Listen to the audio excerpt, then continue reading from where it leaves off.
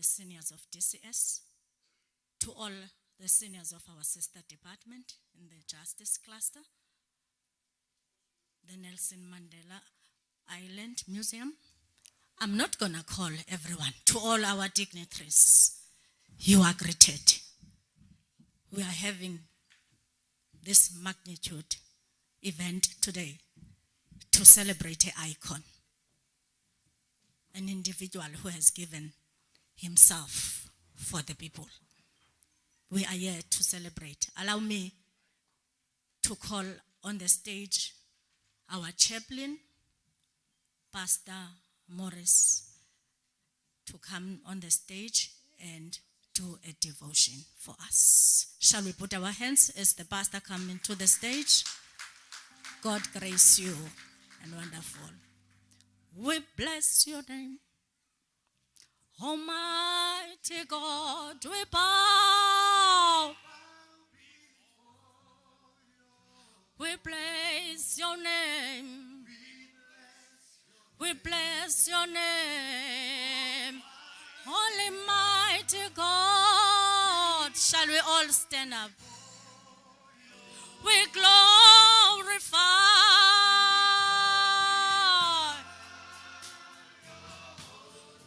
Well, I'm a before. We glorify.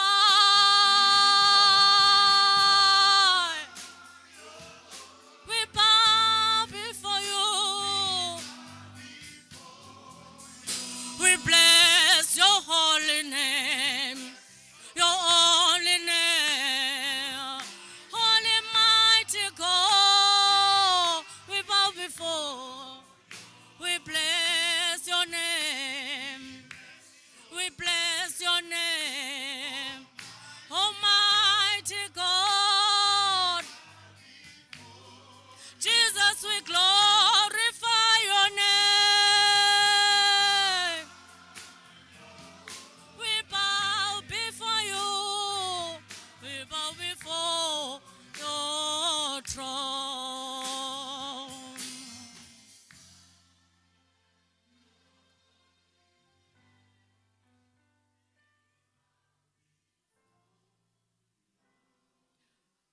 The band will lead us first before the devotion with the national anthem.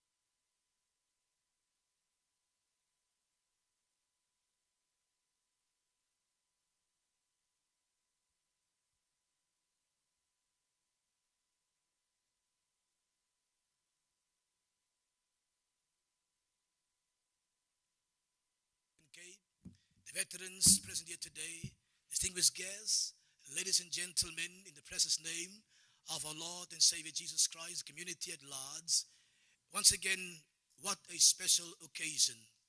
We are celebrating the 22 years of the release of the late Tata Madiba, the late President Nelson Rolihlahla Mandela, that walked free from this place. And this morning, for a few minutes, my text for devotion is found in Isaiah chapter 46, verse 9 and verse 10. And I read today from the Message translation, and it reads as follows. Remember your history, your long and rich history. I am God, the only God you've had or ever will have, incomparable and irreplaceable. From the very beginning, I'm telling you what I will be doing all along, letting you in what is going to happen, assuring you I am in this for the long haul. I'll do exactly what I set out to do. The Lord bless the reading of His word to our hearts as we open this auspicious occasion today. And when we come here once again, we are celebrating and also remembering. And my subject today is the biblical importance of remembering history. And here the text tells us, in Isaiah 46 verse 9, the Lord commands us, remember your history, your long and rich history. I am God, the only God you had or ever will have, incomparable and irreplaceable. And throughout the scriptures, the Lord invites His people to examine their history in order to see examples of His love, His power, His forgiveness, His change. And scripture speaks about the importance of history. In Daniel 2 verse 21, we find the Lord says He changes the seasons and He guides history. We are at a heritage site. This is history. Our icon, our late president, first African president, walked from this place 11th February 1990, and the world stood still.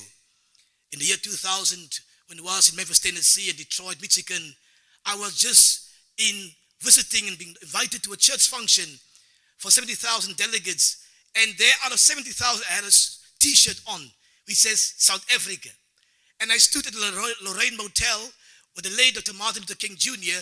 was shot and killed at age 39. And while standing in the queue to go in, somebody noticed South Africa, long walk to freedom. And not knowing anybody, they took it out of that queue and says, it's not South Africa of Tata Madiba Mandela. I said, by all means, I am from the rural town of Wellington, 31 kilometers from Drakenstein. They come out of the queue. You don't have to pay $20. We escort you to the second floor. I said, hey, I'm in the World Cup. I said, no, I'm in 1990, the year 2000. And for 3 weeks, RC, I said, hey, they give me a cap, the yellow cap. I said, aye, because this year's $20, $1 was $7.50 around the rand. I said, aye, the money, African money is 7,000 now, but if I can just, South Africa, I thank you. Africa, the suit, Nelson Mandela, I said, yes, I am there as a rural child that saw on the news on that day. And this was, we must remember the history. And on several occasions in scripture, the Lord tells His people, we must remember specific events and people from the past in Micah 5 verse 6. And in conclusion today, we remember the release of the late Tata Madiba 2 years ago from this facility, a heritage site. And today I want to remember the spiritual Mandela, a book written by Dennis Kreywagen. I was confronted and requested in 2017 by somebody from Singapore asking, man, what was the spirituality of the late Tata Madiba? And I said I could know that Utata was a Sunday school teacher in the Methodist Church. I knew his funeral service was conducted by Bishop Siva, the presiding bishop. So I know he was, and also I could relate it. But when I read the book of Dennis Kreywagen, it says that here is our leader, our icon, our late president. He was also a man of spirituality. And I quote, what he himself have said in conclusion. From the book of Dennis Kreywagen, and I quote what Tata Madiba said. He said, religion is one of the most important forces in the world. Whether you are a Christian, a Muslim, a Buddhist, a Jew, or a Hindu, religion is a great force, and it can help one have command of one's own morality, one's own behavior, and one's own attitude. Close quote. And the last quote Tata said in that book from Dennis Kreywagen, what counts in life is not the mere fact that we have lived. It is what difference we have made the lives of others. That will determine the significance of the life we lead. Close quote. And today we come to remember and celebrate our long and rich history of 32 years ago. From this facility, we receive emancipation, freedom, liberation, and we cannot forget history. We must journey. And today, before I can open proceedings, I also want to light these candles significantly, because in these 2 years, we also had a pandemic. And these 3 candles signify the first one. It is college we have lost at Drakenstein due to the virus. Our manager, corrections, Mr. Godfrey Amos, in August of 2021. We have lost a member, a supply chain logistics supervisor, Mr. Cook. And today, in honor, I light this candle for our colleagues here at Drakenstein that journeyed with us in this pandemic to keep us as officials and our offenders safe.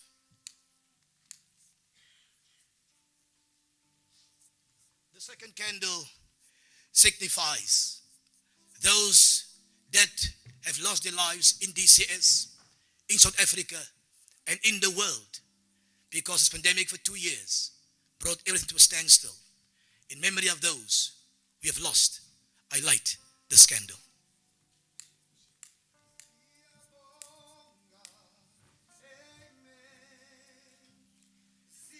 The last candle is a candle which our president have alluded to. The second pandemic, gender-based violence and femicide, which is unacceptable height in our country and cannot be tolerated, because we should love one another. And therefore, I light this candle for gender-based violence and femicide, which is the second pandemic our President Ramaphosa has spoken about.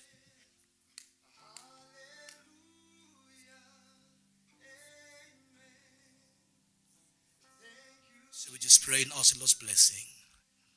Almighty God and Heavenly Father, we are indeed standing on holy ground. We are standing on a sacred place today. When we come before your throne, this becomes your dwelling place. Also, this is heritage site. And on this day today, Father God, we want to remember our rich and long history of our late Tata Madiba, the father of our democratic South Africa. And thank you, Lord. You used him marvelously, that we can read and reap the fruits of the labors of many that today is present here and have gone on. Will you bless this occasion and all the proceedings will be said and done in the name of our Lord and Savior, Jesus Christ, with much thanksgiving. Amen. I thank you. I thank you.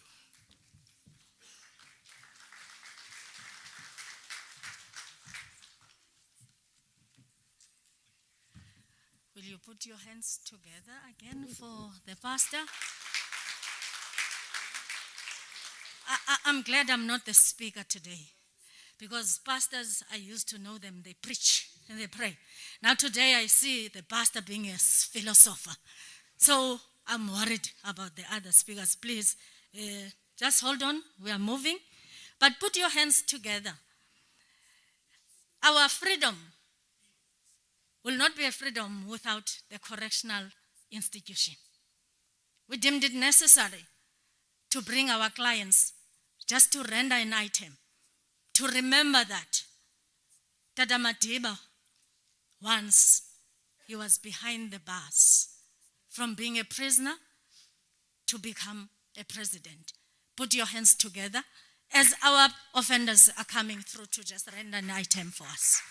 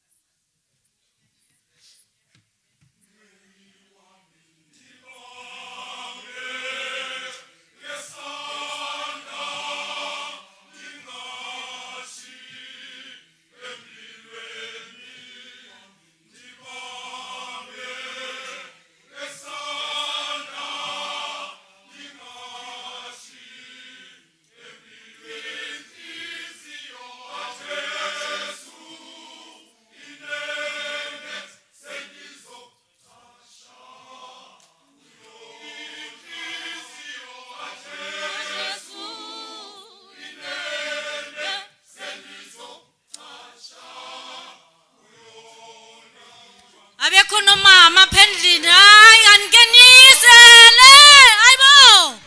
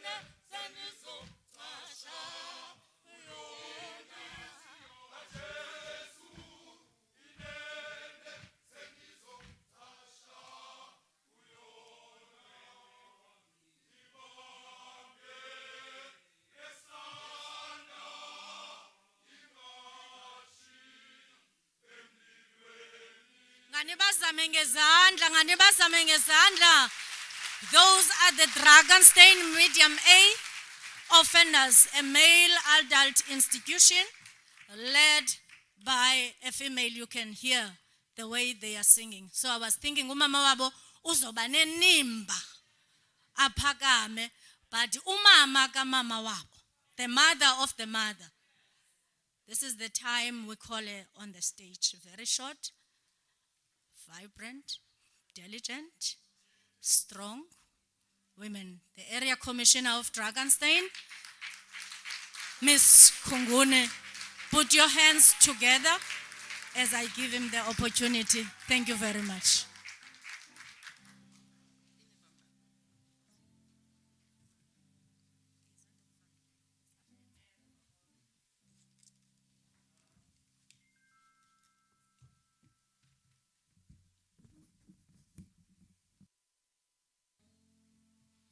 Thank you, Program Director.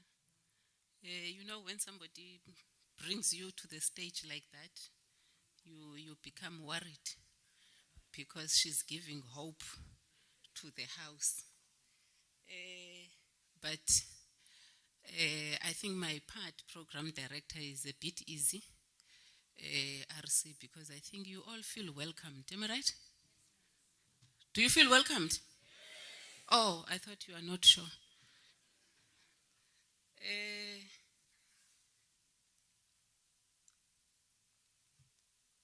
Honorable Minister of the Department of Correctional Services and Constitutional Development in absentia, Utatawu Ronald Lamula,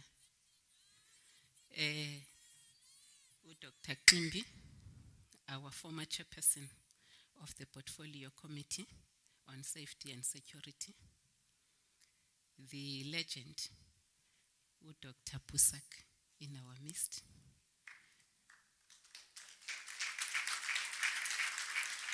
the Regional Commissioner of the Western Cape Department of Correctional Services, Utata Udelekile Class, the Deputy Regional Commissioner, Umama Wetu, Umama Mvandaba,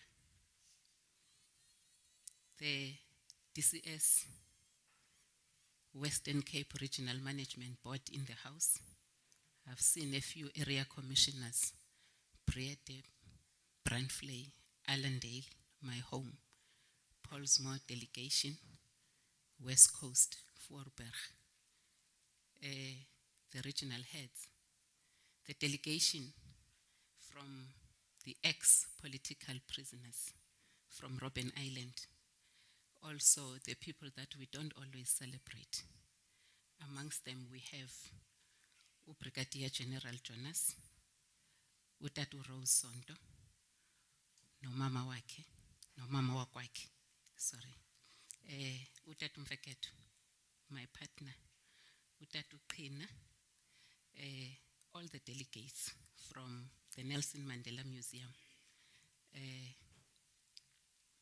Dr. Baz from the International Incarceration, my colleagues from the sister departments from SAPS, I've seen Ukenel Keller and the team, the non-governmental organizations in our midst, my colleagues, the members of the faith-based organizations, the councillors in the room, I've seen Utatu Faifa, our members of the community, our stakeholders, RC, I've seen Umamu Erasmus from AVBOB, our stakeholders from Condo Green, our guests, distinguished guests from the community, the Drakenstein executive team, and all my fellow colleagues in the room, the heads of centers, the area coordinators, as well as the team from Allendale. I've seen Mr. Kiet representing Allendale. He has helped us a great deal, RC,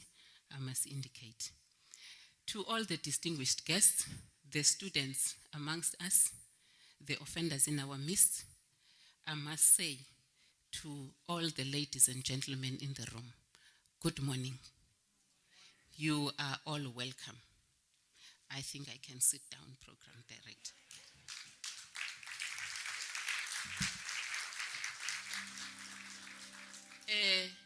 But before I sit down, before I sit down, RC, I must confess that this is the day that the Lord has made, and we shall all rejoice and be glad in it. So as I welcome you to this beautiful and Special Management Area. Allow me, Program Director, to also report to my principals the status of our offender population. RC, this morning we have unlocked 1,876 offenders versus our bed space of 1,427. And that places us at 131.46. I must say it is still below the threshold that we were given by Judge Saldana of 150. But I must confess that unfortunately our smallest center, which is Stellenbosch, is at 214%. We're working very hard to address that.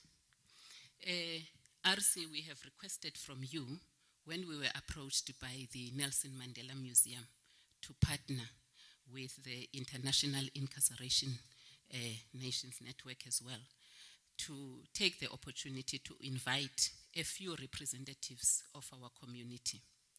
We have done so, RC, because we believe that as an organization, we may never miss an opportunity to sit down and engage with our communities. We do so because we take very seriously the responsibility that our community must play in the business of corrections. As much as we would have loved to have a bigger number of our community representatives, because I'm sure we all know that we still have to comply with COVID-19. Just in the last 24 hours, we have tested, we have confirmed above 3,000 COVID positive cases. The other day, we also lost 22 people who succumbed to COVID-19. So I hope the communities do understand. I was advised that there was more of them that wanted to come.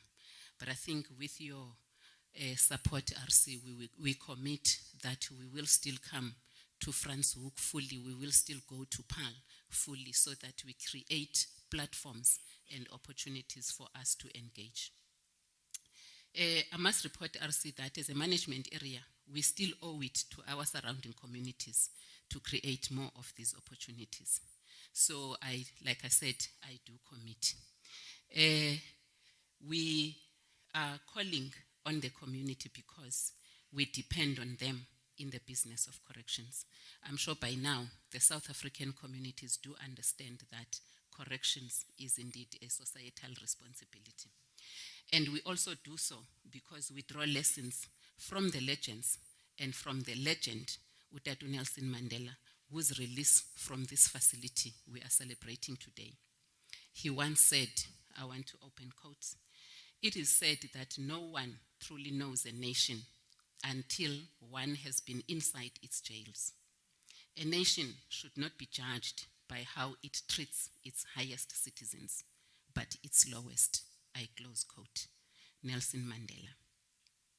It feels like yesterday when the United Nations was here to launch the Nelson Mandela rules in Drakenstein Correctional Services in 2015, when they were reviewed from being the standard minimum rules for the treatment of prisoners. It is therefore indeed a privilege for us as the Drakenstein family, RC, I must say, to serve the nation as civil servants at Drakenstein Correctional Services. I know when you brought me here, I was very reluctant, but I must confess, RC, that I'm very excited. It's very nice around here.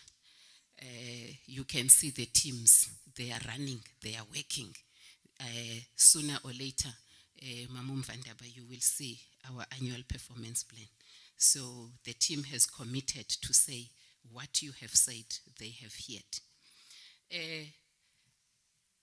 We also agreed that it is a privilege to be serving here, but we also accepted that it has a price tag. Like I was saying, that as the entire team, we have an expectation that has been placed upon us to ensure that we deliver. RC, I must also indicate that today we were also touched by the incident that occurred at Franschhoek on the 29th of January this year, where a number of the members of the community and families, where women, children, and babies were involved where the fire wreaked havoc in the community and they lost most of their belongings. And as per the request that we have made to yourself in the office, we wanted to give a portion, a small token, to say to the communities, we want to make a difference as we encourage you to work with us in this business of corrections. We were fortunate, I must acknowledge, RC, that when we spoke to AVBOB, one of our stakeholders, Umamu Erasmus, who is in our midst, they also yielded the call to also make a contribution towards the community members. So as a symbol, which we will not be in a position to hand over all to this house, we will also be requesting you, RC, to hand over those small anyana donations. We trust that as much as we don't have much, but we trust that they will make a difference to the community, especially in Franschhoek, after whatever that has transpired. We also call upon yourselves that as we debate today, we want to encourage us to participate, because the intention is to find resolutions in us succeeding in corrections. We have realized, RC, that we still sit with the biggest challenge in the management area, where community members would come to our facilities to bring illegal items. We find them bringing dacha, we find them bringing cell phones, we find them bringing all kinds of things. And we're calling upon the community members that are present in the room. We're calling upon the family members that are present in the room. We're calling upon the community leaders that are present in the room to assist us in curbing that challenge. We want everybody to remember that when the offenders are with us, our duty is to rehabilitate them so that when the time comes, we are able to reintegrate them back into the community. We therefore do not feel comfortable when people are already behind bars and we continue to put them in criminal activities.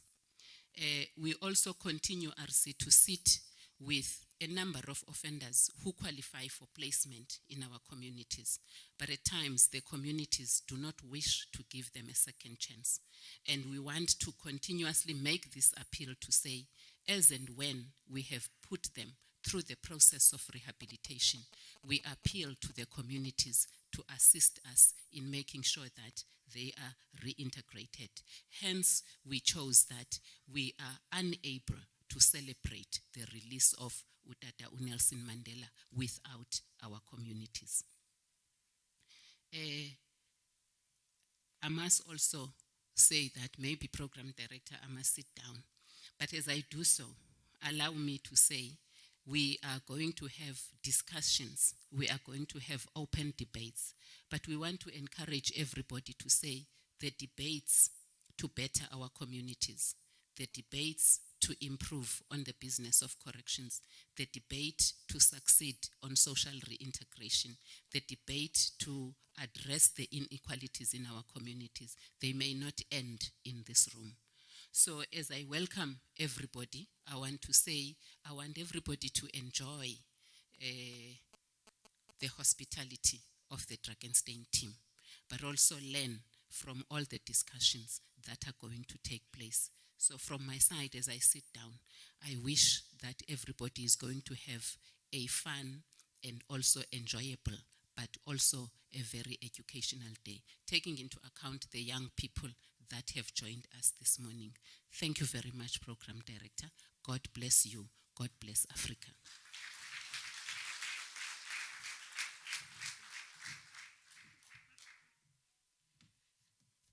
Can you also again? Once you are welcome in somebody's house, then you feel more comfortable. Nitati bhaji zenu and be ready that we are beginning with a program. I will call upon one person from Nelson Mandela Museum Council, Chewe, to come to the front. She will be doing honors for us to introduce all our guests and also to maybe just give a way forward in terms of how we're going to facilitate the discussions. I want to just tell you something first before she comes.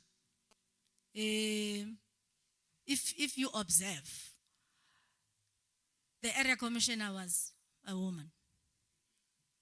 The Nelson Mandela Council chair, she is the woman. So in this history, we are taking our space. Thank you to Tatu Madiba who made that possible for us. May you, ma'am, take your space.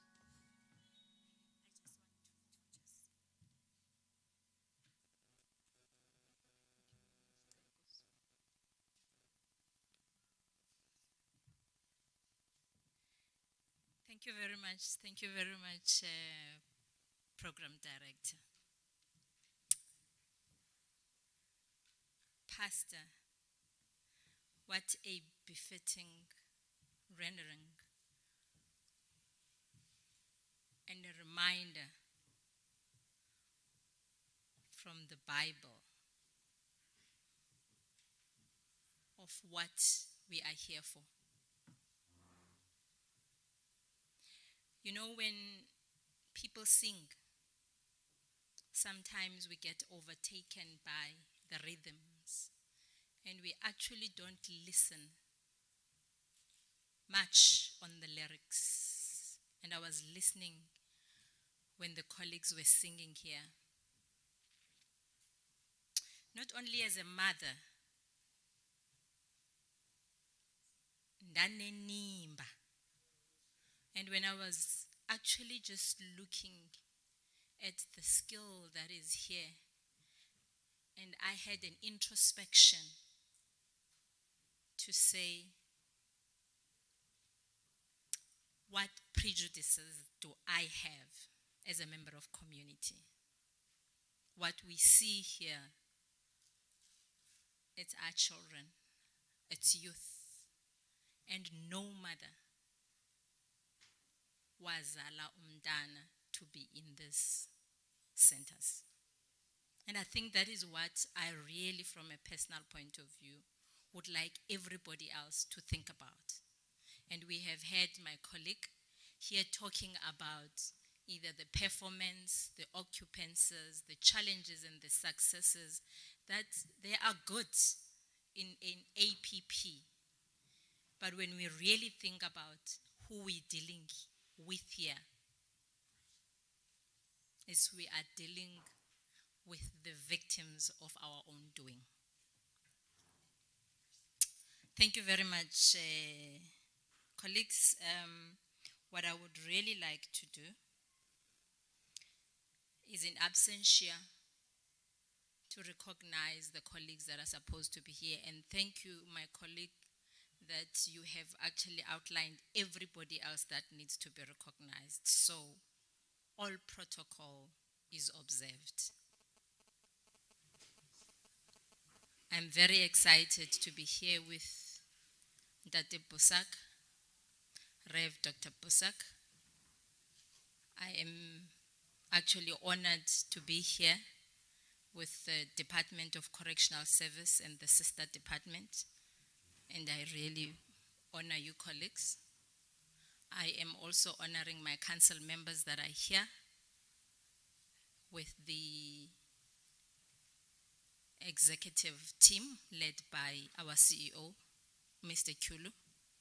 And we really appreciate the fact that today they then decided to be wise enough to bring this remembrance to this site. And we want to thank also our partners that have seen it befitting to, after 32 years, to be here. Whilst all have been said in terms of on or even perhaps we know why we are all here, we're probably not here to be excited. In my own culture, when we are remembering history, and we are calling for spirits. There's all the hype about preparations. Make it a point that everybody's also going to eat, invitations, abafazi babile, amadoda qhele. But when the time comes, when we really have to do the event, the mood becomes like this. And normally, when we do that, it's because we are recognizing that we are at the crossroads, like the president did yesterday. And this is what I actually want to remind you. The council said, you know, in remembering Tata Mandela and the legacy today, we just have to call everybody to say, in my own language, when izibilini have gone up, it's like, let's calm down. Let's calm down and listen. We don't only listen to the people whose noises or decibels are higher. This is the time to listen to people whom we normally don't talk to. We talk to the victims. We talk to the people that sometimes whose voices we ignore, or people we despise, or our enemies. Because the solutions come from those people who are victims than beneficiaries. And I think this is a call for everybody else. I'm reminded, colleagues, of the song Gavosinova that says Asiphelelanga. And that song, when it says Asiphelelanga, kushota somebody. In this context, for me, I translate it to be referring to Utata Mandela. Not basically physically, but in spirit. Because this is a national cry at this point in time to say we are looking for a voice of reason. A voice that we can all listen to. And this voice, ladies and gentlemen, is coming from you. In your own communities, in your own household, in your own organizations, in your own institutions, how you treat each other. It's the ethical leadership, it's the integrity and the voice of hope. That is what we are looking for. We hear everything that is happening, not only in this country, maybe globally. South Africa at some stage was a beacon of hope. And that we should always remember. What is your responsibility?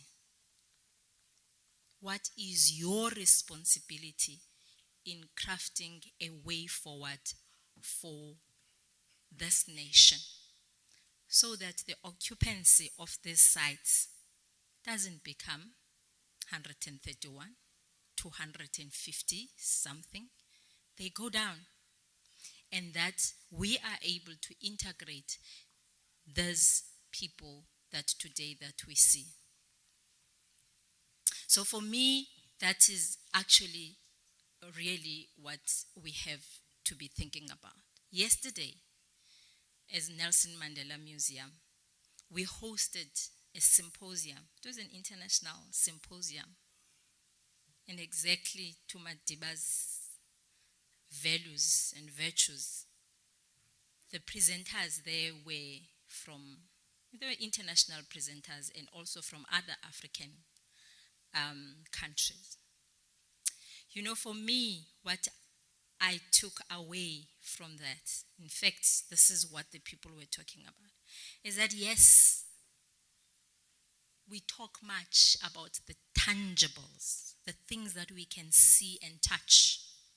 We can talk about the sites, we can talk about exhibitions, we can talk about buildings, the structures, parliaments, and whatever. But perhaps, for me, what she offered was a different perspective, which has actually, I really felt it was profound. She said, maybe we are actually suffering from a virus. And this virus is arrogance of intangibles. The things that you can see, those values that we're talking about. These things that are actually emanating from the isms, sexism, racism, elitism.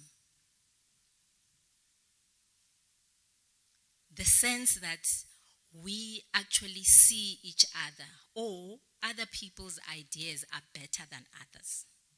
That's what we are suffering from. We can pronounce and announce as many programs, as many projects, but if those things are not trickling down to that level, and we can ask ourselves that question, why? And there's an overwhelming response in everywhere you go in the outskirts of this country. It's implementation. And implementation resides with each one of us. The officials in the institutions that we are in,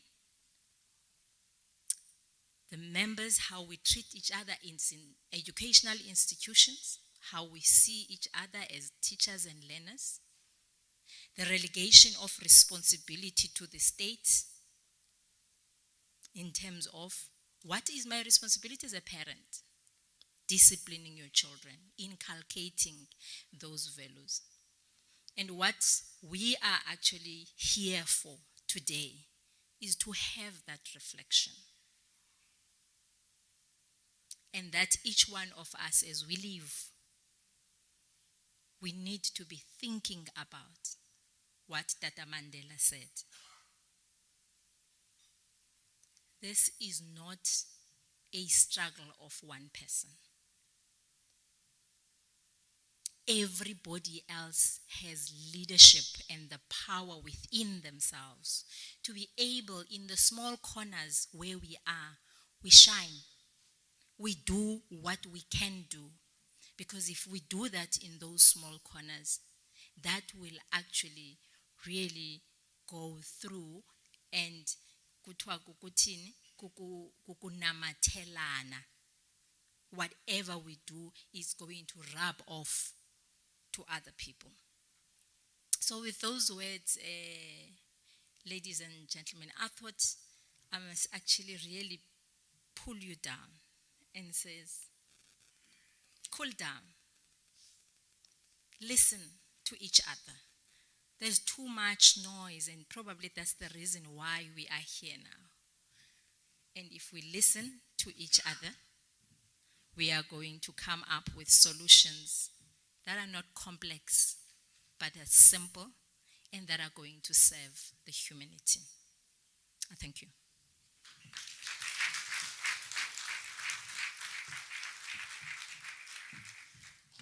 Watinda bafazi, watinda imbokodo. We are celebrating. If you know that you are the product of the history of this country, it is because of those people like Tatu Mantiba that today you are here. I just want you to wave. And inside yourself, just tell yourself, I will do the best and beyond to make this country a better country.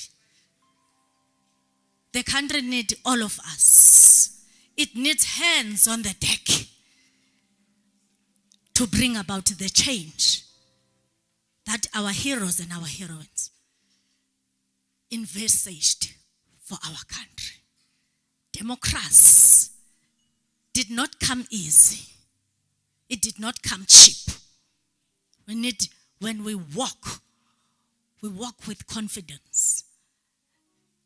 Vandaba, if it wasn't for the freedom of this country, as short as I am, I would have not have an opportunity to be in the justice system. Because in the past, people were measured. So I'm grateful. And when I'm given task to do. I want to multiply so that people think that this was the tallest person who was doing this task. So in your community, at school, wherever you are, do the best that you know how. We've got talent in DCS.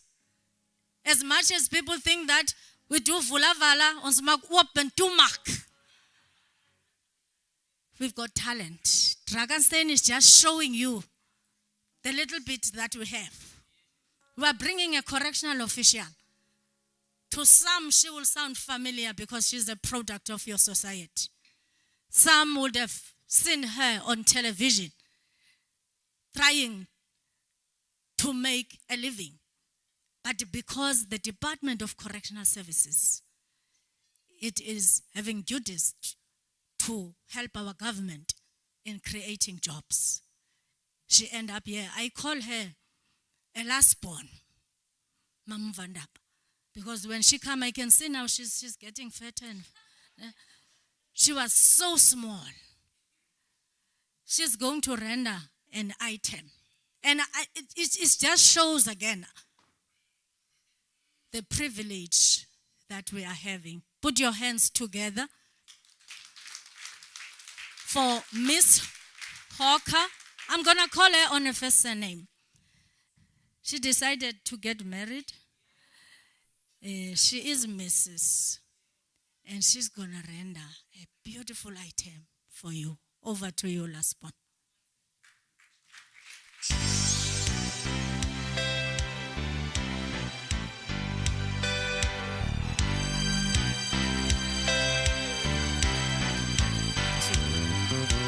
Come with me to Paradise Road. This way, please. I'll carry your load. This you won't believe. Come with me to Paradise Skies. Look outside and open your eyes. This you won't believe. There are better days before us, and the burning bridge behind this fire is smoking. The sky is blazing. There's a woman waiting, weeping, and the young man nearly beaten up for love.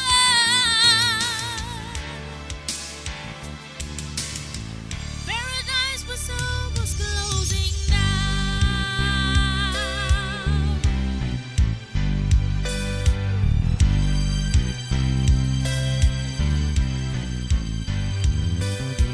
Come with me to Paradise Days. It'll change your life. It'll sure change your way. This you won't believe. Take my hand down Paradise Lane. It'll change your life and sure every day. This you won't believe. There are better days before us, and the burning bridge behind this fire is smoking. The sky is blazing. There's a woman waiting, weeping, and the young man nearly beaten up for love. Paradise was almost closing down.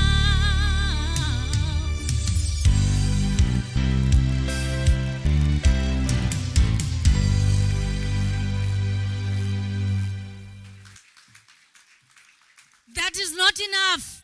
You would have paid at 300 rand for that performance. We give it for you for free.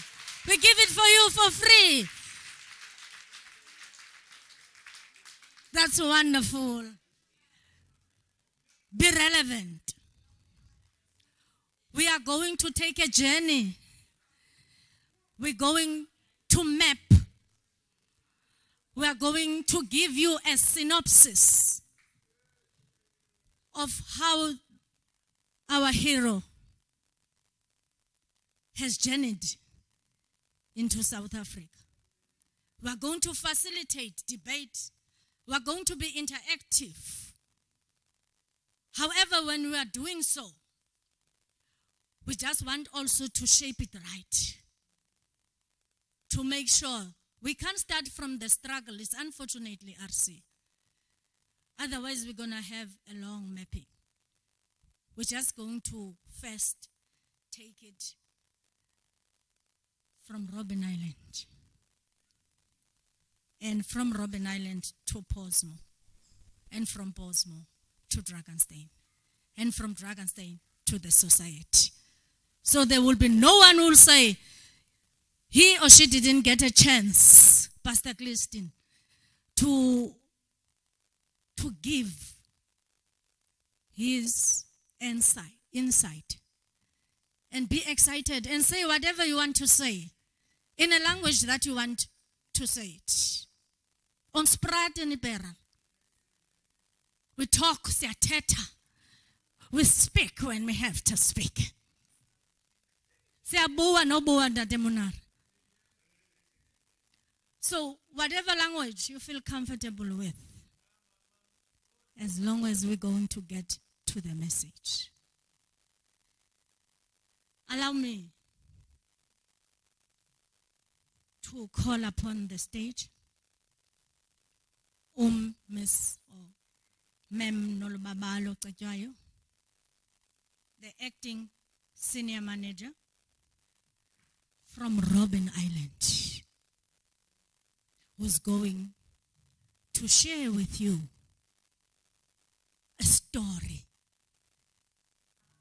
If you never had an opportunity to understand what was happening in Robben Island, and we still say it is open, it is a heritage site, after you hear this history and you want to go and see for yourself, do so. In Waterfront, there's still, I call it a ship. Remember, I'm coming from the rural area.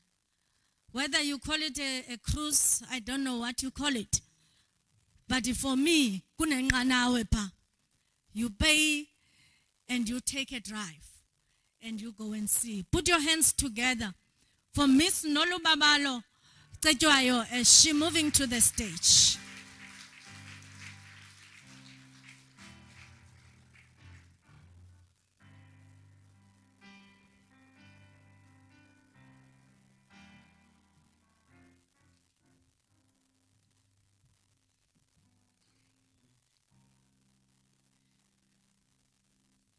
Nelson Mandela sabela uyabizwa. Nelson Mandela uyabizwa. Kalamakeri la sabela. Kalamakeri la. Nelson Mandela uyabizwa. Nelson Mandela uyabizwa. Kalamakeri uyabizwa. Kalamakeri uyabizwa. Thank you. I wanted to start my presentation with the oomph that took place at Robben Island on this day. And I got this oomph that took place on Robben Island on this day only through the recordings of former political prisoners who were actually asked by the museum to share their memories so that we are able to preserve the heritage of Robben Island as per the mandate of the government. I want to start that day by referring to the unbanning of political organizations.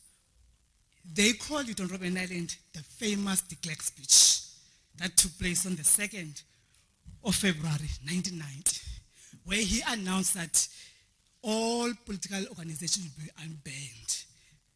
Through research, we actually have a picture of what that day, first of all, before the 11th of February, but that one of the unbanning, because at least they had TVs, because the prison was always, it was actually time for them to go out. So everybody, all sections had televisions. Through research, I remember Uputi Usipo Mapumulo from Elamont, KZN. He gave us a picture. Uti Nolubabalo on that day. First of all, the unbanning. We don't know how the flag of the African National Congress reached the prison. But he said to us, what we don't know, after the speech, the entire prison was up in flames, not as in literal flames, but prisoners had the momentum. It was toy throughout the sections, prisoners celebrating the unbanning of all political organizations, showing that freedom is just around the corner. They had a flag. Maybe you can ask because you asked him, how did you get the flag? People of Cape Town, I want to mention this, people of Cape Town played a very vital role, even other people as well, but to smuggle things in the visitor center through visitors, particularly the later days of Robben Island, they contributed a lot. So Mapumulo said to us that it was a lady from Malanga. He actually forgot that name. The lady from Malanga brought the ANC flag, but he smuggled in the visitor center. And then another water helped to get this flag, and then it reaches the cells. It was not only one flag, but it was the big one, the very big ANC flag. Nicely, the entire prison, the landscape of Robben Island was vibrant. That is why I'm saying that when you call Robben Island, I had to sing that song that represent the day at Robben Island. So that was the 2nd of February 1990, the famous de Klerk speech. Come the beautiful day, the actual release. Again, the momentum at Robben Island was up in flames. People were rejoicing, seeing freedom coming in. But you know what? Toy was all over. The gates were open. There was no longer that day that warders locked the gate. You will go to F section, you will go to G section, you will go to, people were celebrating. It was a beautiful celebration on Robben Island. But unfortunately, that celebration did not last long. Maybe why? They all wanted to go home. They would see that Mandela walk out from Verster Prison, and it was a big event in Cape Town and throughout the world globally, because all of us celebrated the release of Utata Mandela. I remember then I was in Standard 7 at King Williamstown. I was a student at Zwelisha then, but we took a toy going to Bisho Stadium. From Zwelisha to Bisho, walking, doing the toy, and I know that the toy was all over. Even if there was buses, because the buses was full, everything was just full, but there were toy right around on this day. That took South Africa up until the day when we voted and actually said bye-bye apartheid. It was full momentum. But it did not last long, and the Robben Island, per se. Because why? They wanted to go home. And unfortunately, the oomph of the release actually was hampered by many hunger strikes. They told us through research that there were a series of hunger strikes because political prisoners really wanted to go home, because debates were happening in the country, people were coming, the exiles were coming back. It was really the day for them to go out. And unfortunately, it took long, and the series of hunger strikes took in. As a result, lawyers were brought in, Dala Oma came in, Naboyeki, so there were various law firms visiting the actual Robben Island to go talk to political prisoners. And I remember one word that told us that here on that day of the meetings, because everybody would go to the prison hall and full, people wanted to go, and they were scared. What is going to happen after the meeting? What if maybe, because they cannot take it anymore, they want to go. And then as a result, the prison authorities then, they actually called all warders who were on leave or off, so that there should be a very serious security in prison after the meeting and before the meeting.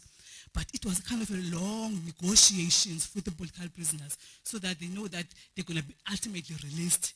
And another thing that frustrated them was also what is it, indemnity forms that was actually introduced with them, and it was frustrating them a lot because you have to actually sign this indemnity form, and they did not actually want to sign, and it creates some tensions within the prison.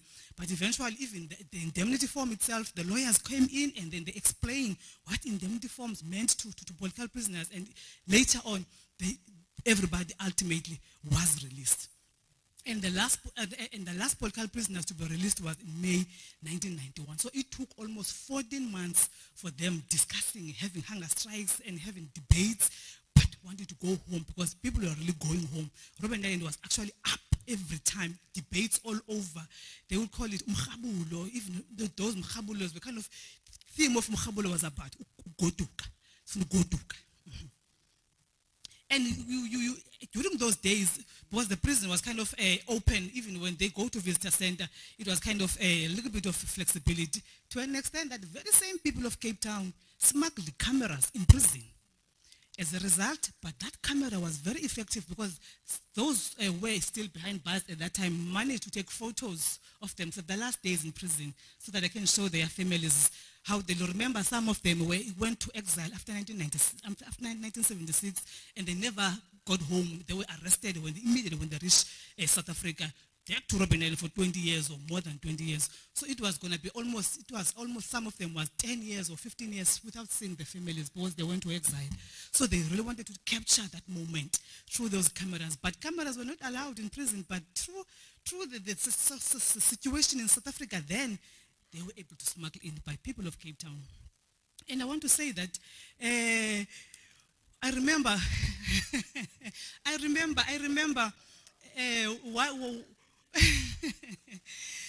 through research, I think one political prisoner, when we were doing the interviews, he said, I remember, Noli, at some stage, we had a belief that there were people, they would go to as far as Table Mountain and had night vigils.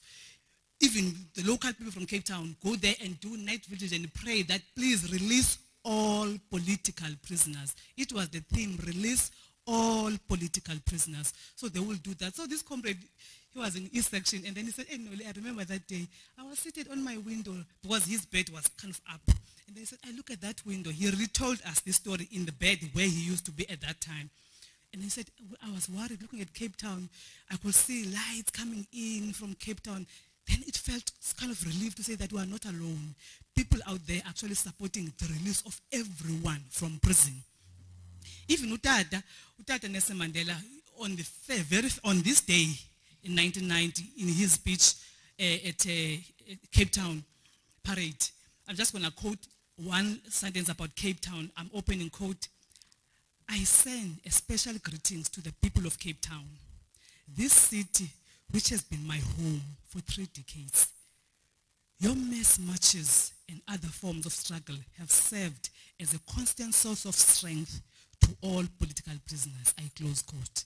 So everybody actually helped because geographically Robben Island is here in Cape Town. So it could not be people from KZN coming to support, but those were families. But because they were physically in Cape Town, it has to be those who are closer to the site to able to smuggle these things and actually support the Robben Island prisoners. So really, they were all released in May 1991. But important to note about Robben Island and the release is that when they were released, particularly the last days and even released before then, there's a place that I think we have forgotten. Cowley House in Chapel Street, Woodstock.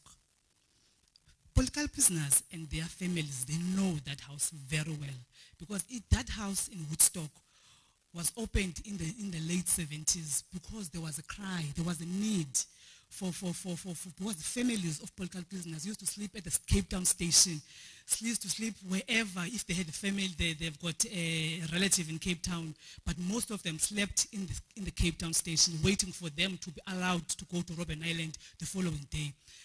But through people like different organizations like Black Sash and many other organizations, they actually felt that there should be a house dedicated for this, and it should be closer to Cape Town so that people can go to the station and pick up families and go to Cowley House. Really, Cowley House was later opened in 1977. at Woodstock. But we have forgotten about Cowley House, you know. We really have forgotten. I think from this day onward, and I would like to propose that maybe it is time that we declare the Cowley House a heritage site linked with Robben Island, even if it can be a provincial heritage, but it played a very crucial role.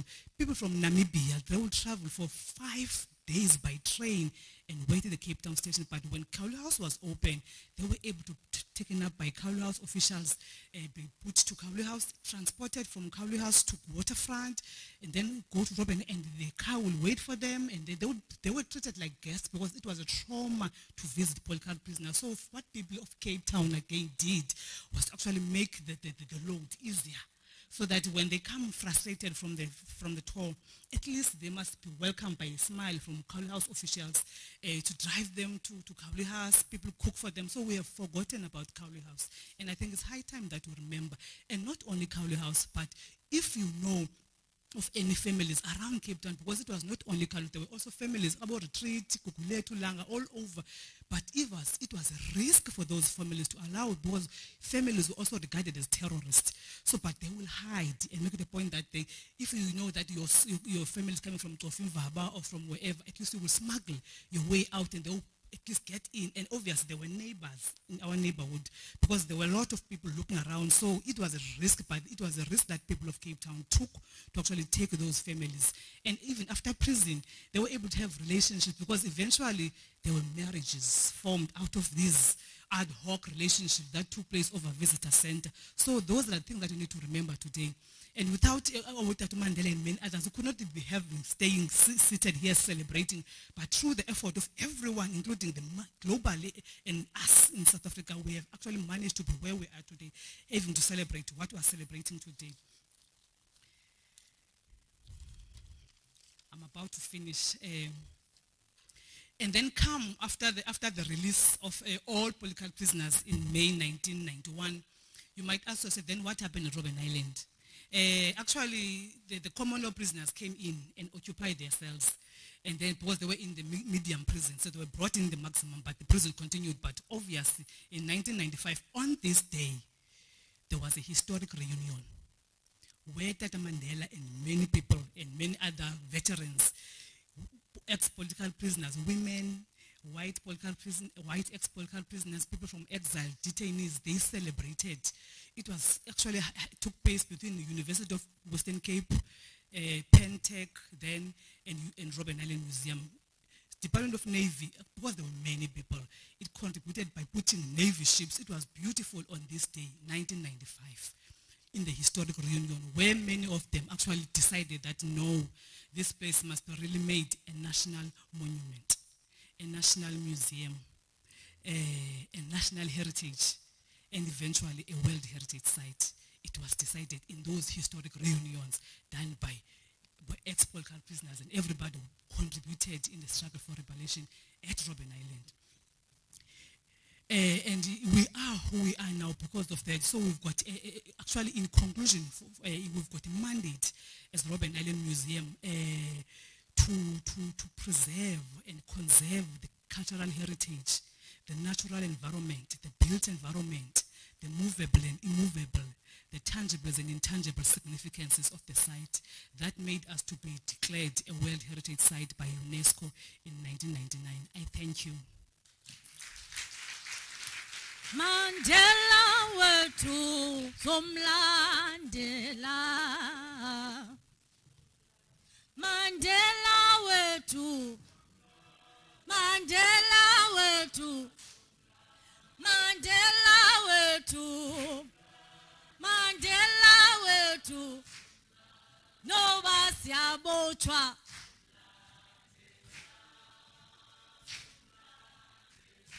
Give Mamulolu Babalo udlwabe vule zandla.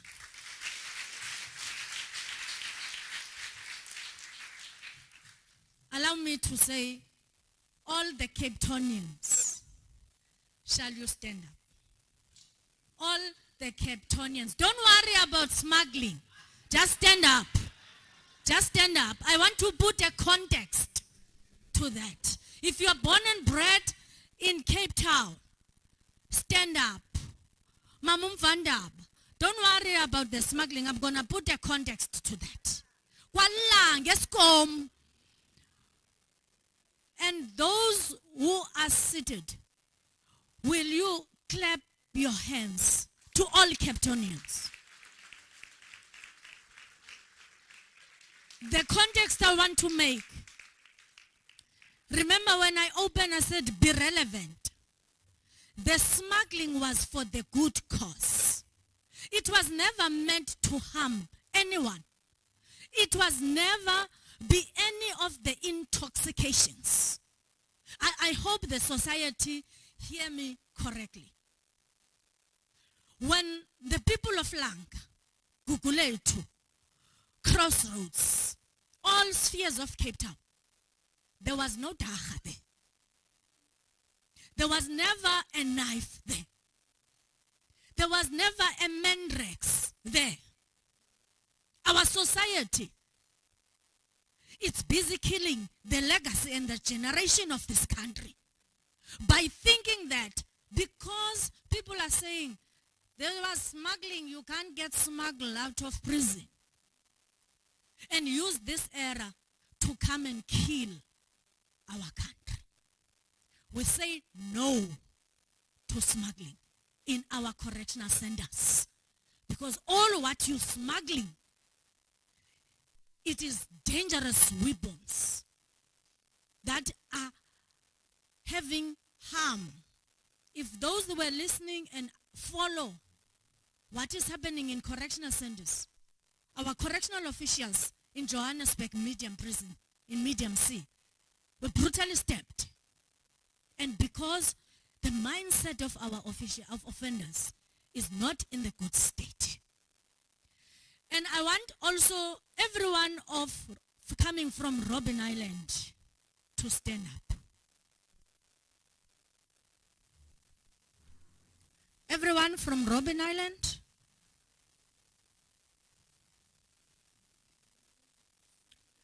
Can you give them a warm hand of applause? We say thank you. We say thank you for keeping our hero and make sure he's coming back to our society safe. We are moving.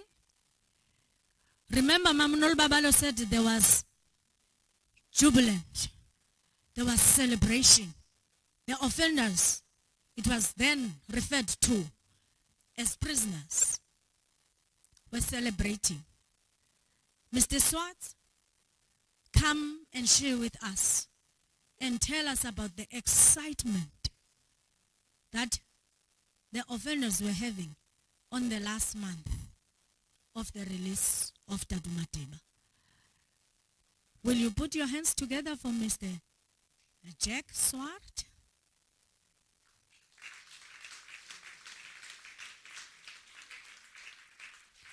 I don't see any movement.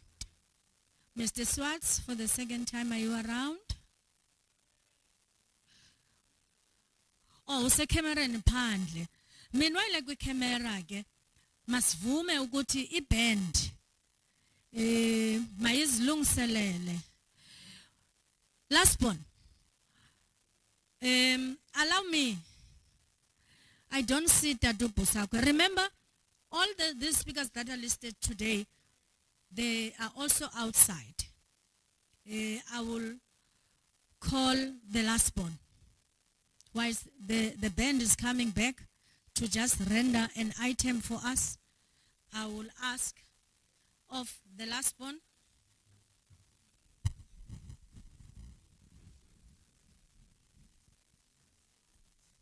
Just put your hands together for the last one.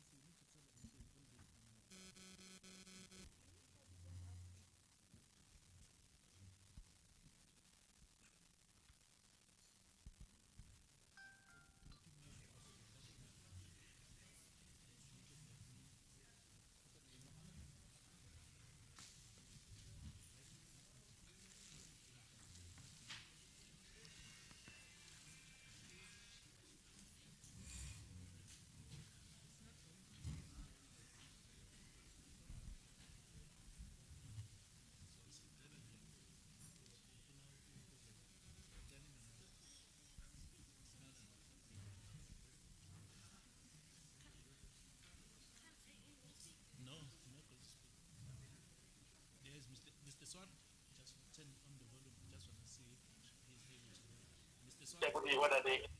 Are you able to hear us? Okay. Mr. Swart, turn on the mic. We can hear you, Mr. Swart. A very good morning. How are you? Goeiemorgen, meneer. Mr. Swartz, can you hear us?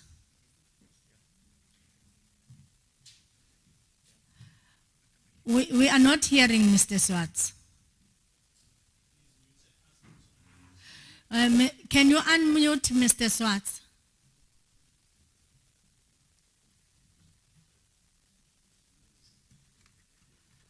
All right, well, the technology, it's like that. We are going to call him.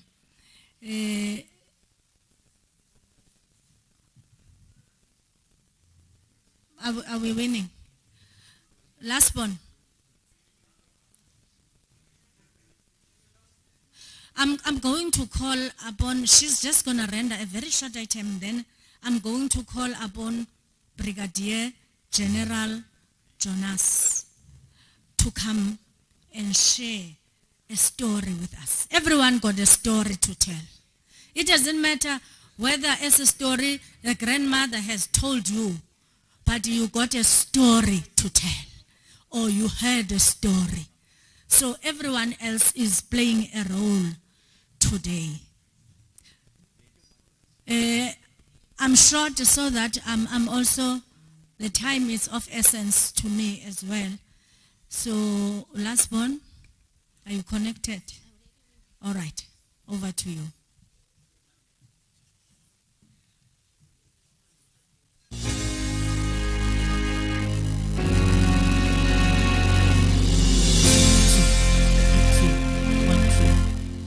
I was born by the river in a little tent, and just like that river, I've been running ever since. It's been a long time coming, but I know change gonna come.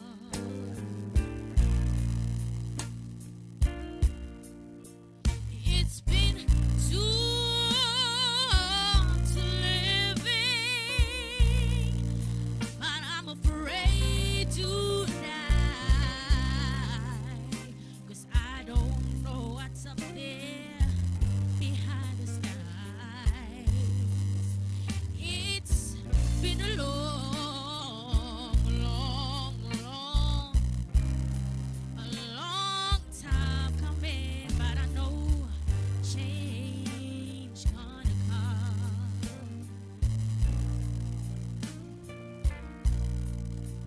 I would go to the movies and not go downtown, but somebody keep telling me,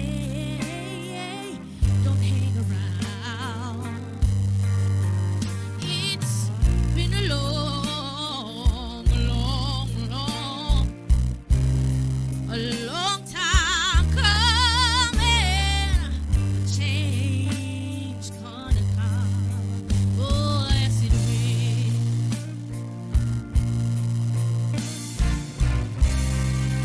I said I'd go to my brother,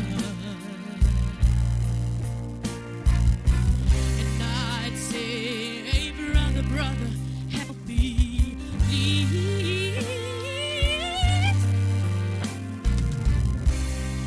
But when I go to my brother,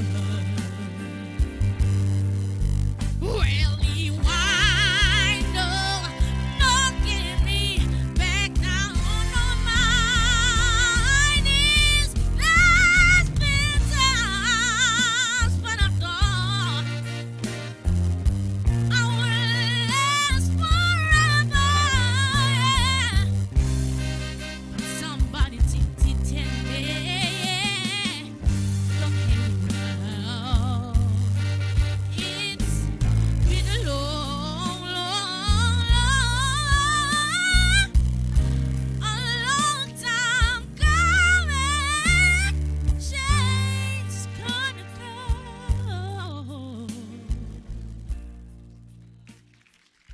Akazalwa ke ngelo xesha. She was not even born by that time.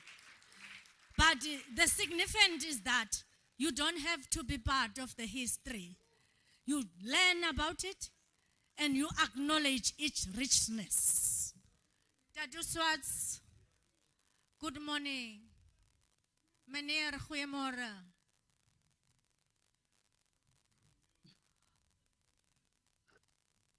Good morning, Mr. Swarts. Good morning. How are you? I'm good, and you? We are blessed.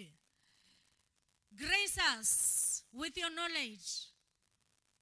Remind us of what was happening the last month behind the bars when you were celebrating. When was that?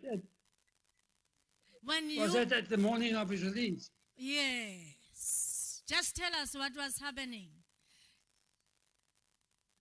Oh, what? He had his normal breakfast that morning. Was a maize porridge, 2 slices of whole wheat bread, and a mango was his breakfast that morning. All right, meneer, sê net vir alles vir ons. Meneer moet net, I can't hear you. all right, meneer moet net alles vertel. Wat het gebeur daai oggend? Must I talk in Afrikaans or English? English. Engels, meneer. English, okay. As I said, what happened, I gave him his normal breakfast, and then we was waiting for the people to come to fetch him, to talk to him. And how was the atmosphere? What was the feeling of the offenders or prisoners? He was very relaxed. I was waiting for the people. Did you look at the face of the head of prison that time? Was he looking good? Was he happy for the day? Mr. Mandela was happy, yes. All right. We are blessed to have you. Is there anything else you want to share with us? Like what? There's so many things to share, but what do you like me to share? Anything that the God has laid into your heart today. Okay, what I can share with you is this, the first morning, we arrived the Sunday evening, and that Monday, he asked me, can I ask you a favor, please? I said, yes. He said, don't you want to speak English, and I will speak Afrikaans, so that we can help each other. All right. So I said, okay, and there I make a mistake, he will help me. For instance, I said one morning to him, come, I want to learn you how to work the microwave. And he said, no, he will teach me. All right. All right. And okay, and then we go to the kitchen. The first morning in the kitchen, he asked me, the kitchen was an open plan kitchen, you could see the TV room as well. And he asked me, Mr. Swart, why 2 TVs? So I said, no, this is not a TV, this is a microwave. The first time that they saw a microwave. All right. And they asked me, but what is a microwave? So I took a plastic jug and some water in it and put it in the microwave, put it on, and give it back to him. And said, put your finger in there, please. So he put his finger in and said, shoo, man, what's that? I said, no, that's a microwave. So after that, when ex-prisoners or friends come to visit him, the first thing he said is, come, I want to show you something. Then he take the jug and put it in the oven and give it to them to put their fingers in.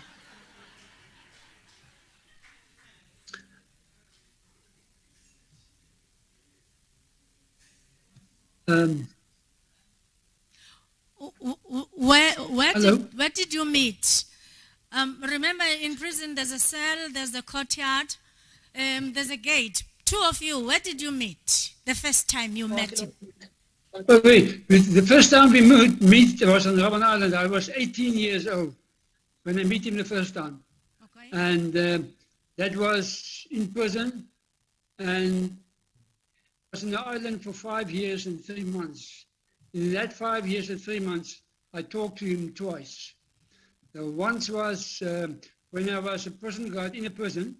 They were playing cards, couldn't go to work, it was raining. So I asked him, what kind of cards are you playing? And he looked at me and said, bridge. That was the first time. The second time was they transferred me from the prison to the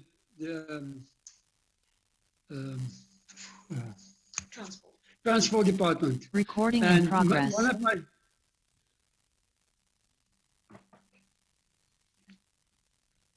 Okay. And one of my jobs in the hello. We can hear you. We can hear you. Will you hear me? Okay. One of my jobs in the transport was to take them, he and his men from B section, take them from the prison to the library with a truck. With the instructions, don't go slow, go over the bumps and swerve a little bit. They mustn't sit still at the back. That was an order. All right. So I do that, and then one morning, Mr. Mandela come to the window, and he knocked on the window, and I wind it down, and he looked at me and said, what do you think we are, bags of mealies? I couldn't give him an answer, just wind it up again.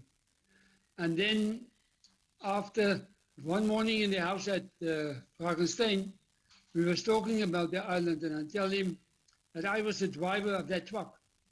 And he looked at me and said, you the driver? I said, yes. He said, I hope you're a better cook than a driver.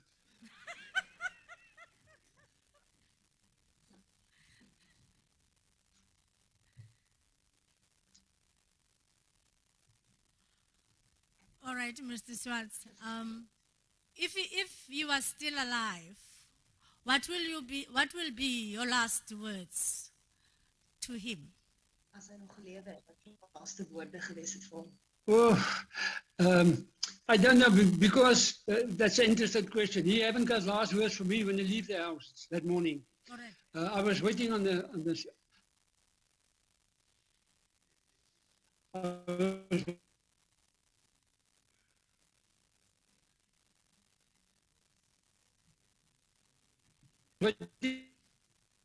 We are losing you. Can you hear me? All right. Can you put your hands together for Dr. Swartz?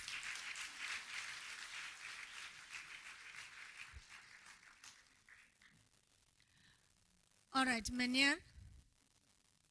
Can you hear me? We lost him. Put your hands together for Brigadier General Jonas. We understood why he did not understand between the television and the microwave. At Kunu, kunomlilo, asfira baita, there's no microwave. So he couldn't understand that there must be two TVs. How privileged he thought they were, not knowing that, hey, this one is a microwave.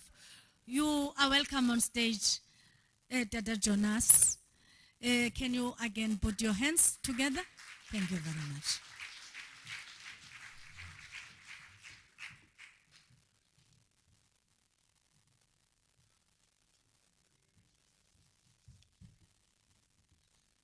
Good morning, everybody. Shall I say in Xhosa, Nganga Nintsibazayo, which means all protocol observed. I'll be short and sweet. I've just chatted with my colleagues there that I need to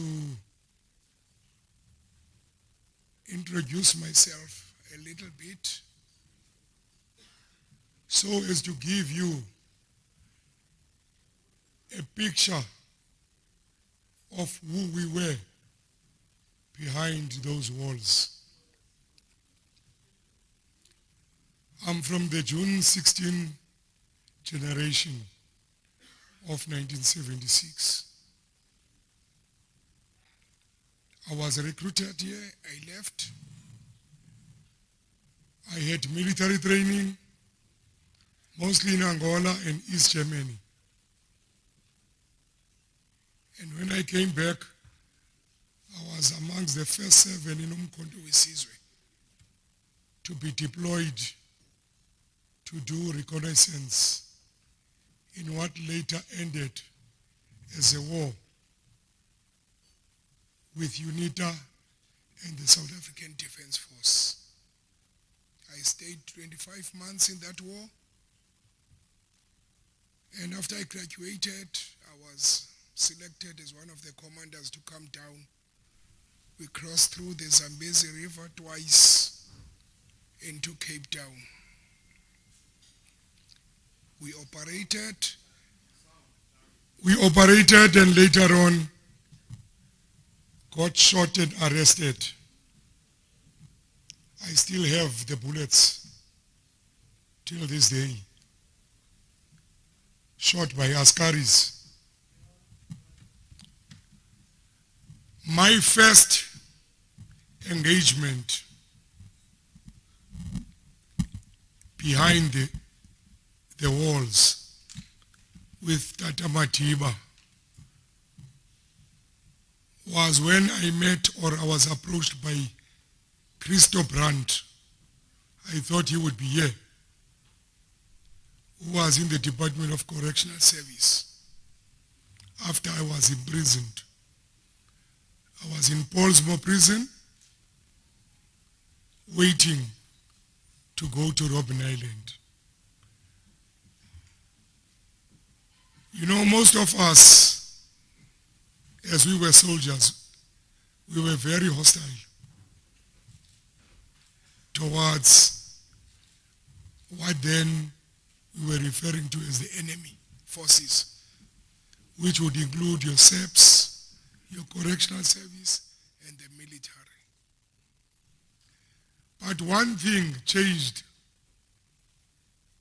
the way we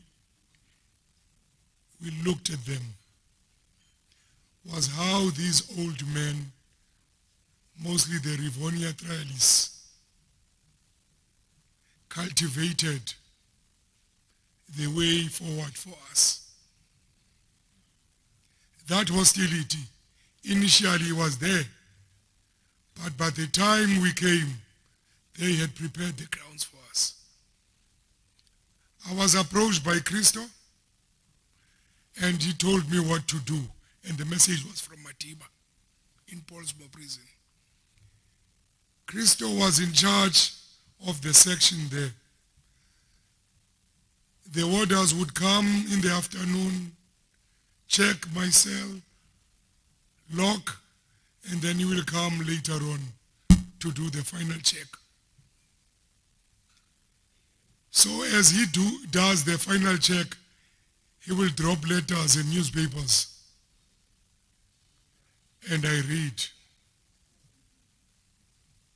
And in the morning, he's the first one to come before his subordinates come.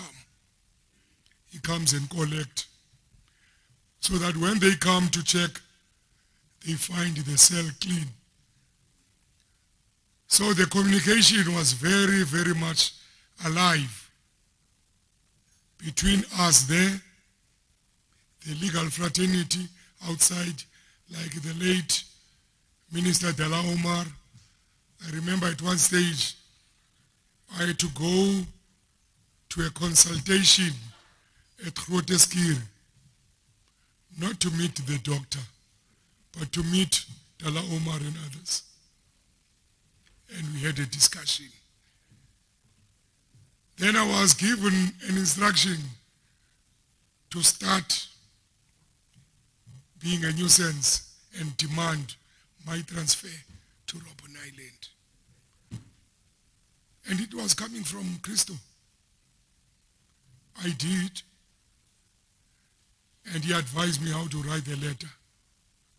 And then I submitted it. After a few days, I was transferred to Robben Island.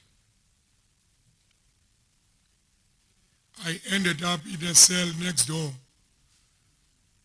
to where Matiba was incarcerated for many years at B section. My sister who came here,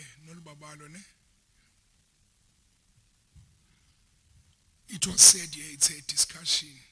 I'm not contradicting her because what she said was a product of her research. I thank her for that. But one thing which I just want to adjust or correct. The prisoners at all stages were very, very disciplined. There was no loose force or individual at Robben Island from the ANC side. We had the hierarchy of the organization. There were levels of seniority. One was not doing what he wanted to do, but was following a disciplined program of the African National Congress. So there was no space for us to be desperate for release. Yes, it was an ideal situation to be released, but we were not desperate. I just want to cite a reason for that. Some of us had just been arrested. We were very militant, and negotiations was not an option. So we were not yet ready for the release because we wanted to see the racist regime overthrown and defeated militarily. So now it had to take a series of serious discussions for us to be on the same footing, that the question of release may be one of the options. Negotiations may be one of the options. I was a propagandist in exile. We used to discuss the question of neo-colonialism. We used to discuss the options, learning from other liberation movements, of ending up in a negotiated settlement, the dangers of that. So they were opposing ideas even amongst us in prison. It was not just a one uniform. But then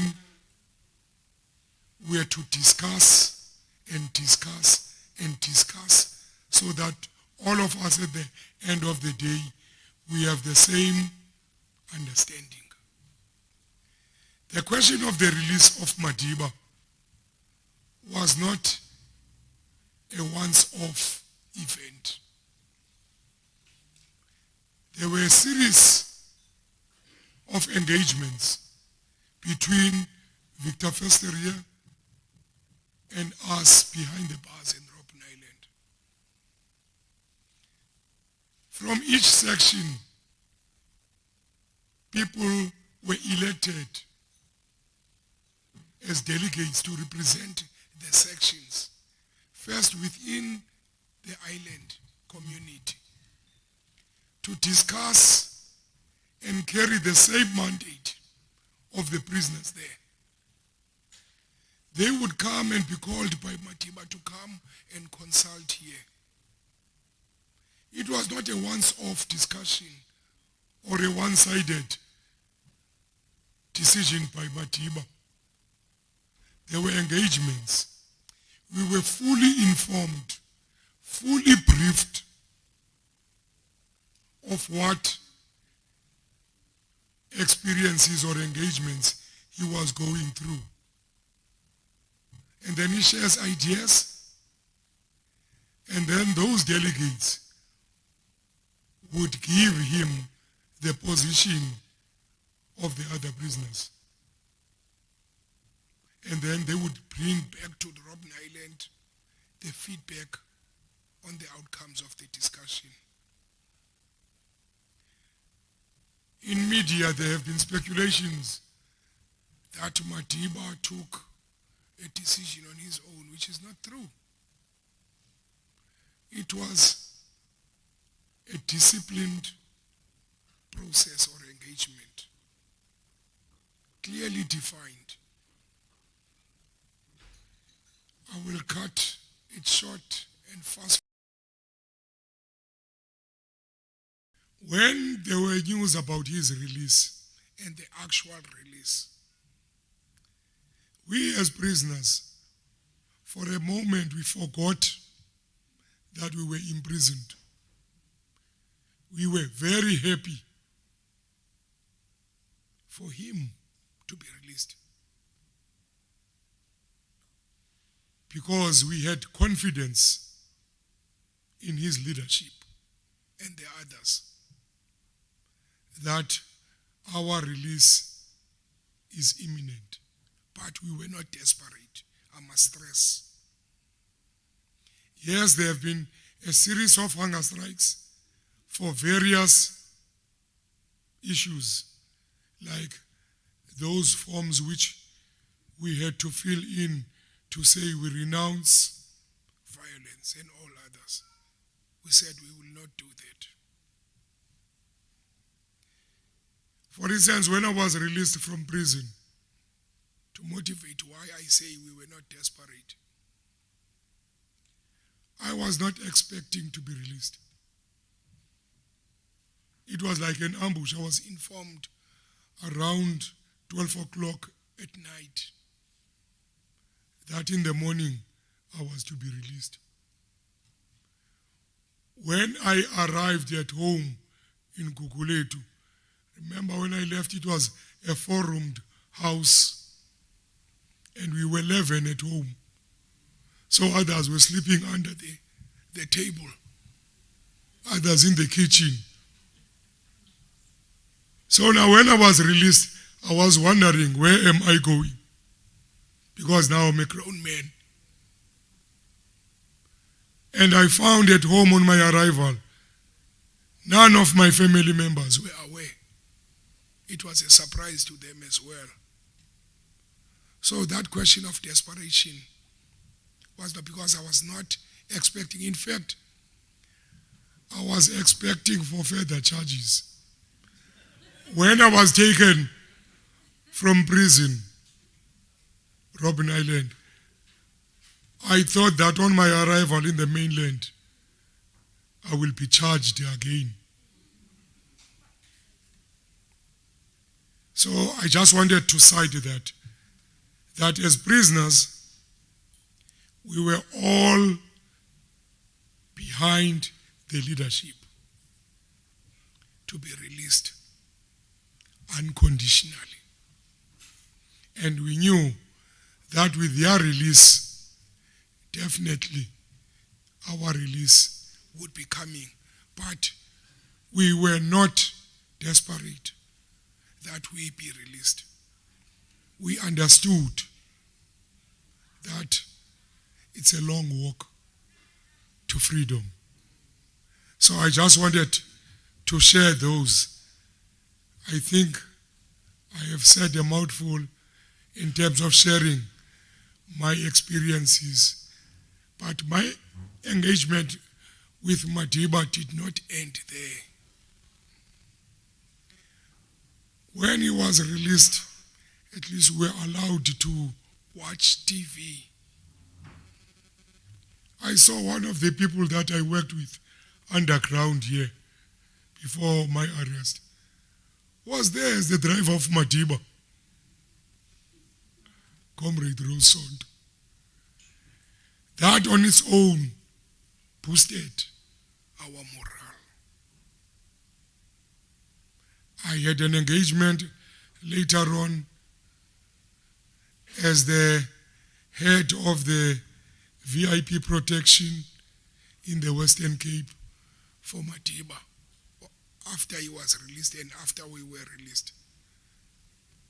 And I ended up joining Dr. Busak as one of the first provincial executive committee members of the ANC in the Western Cape after our release. Ladies and gentlemen, that is so far I can say. Others will also add I thank you.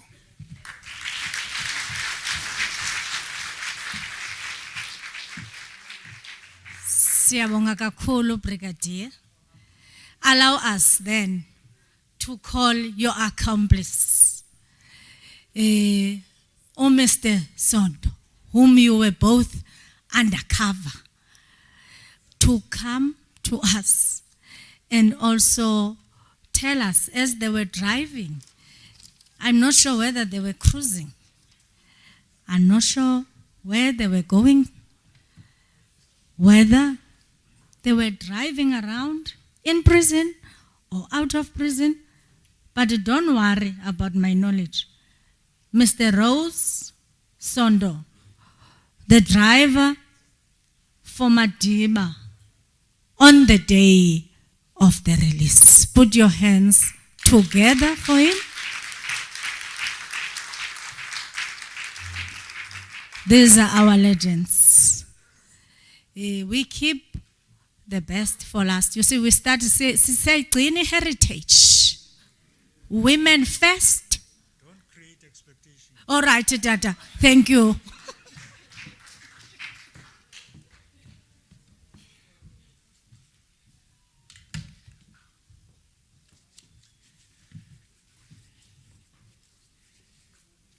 This should be good afternoon.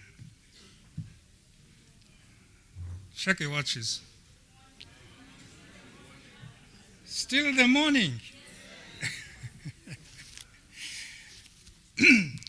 Thank you very much, Program Director. When Omnusisi Upper was following a protocol, I was afraid. There is nothing so difficult as following the protocol. But those who are lazy to follow the protocol, they just say, protocol observed. So that everybody should know that he or she is being observed. His presence or her presence is being observed here.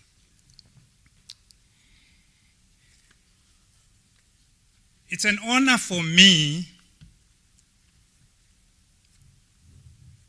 to be always associated with events of such a struggle icon like Utata Madiba.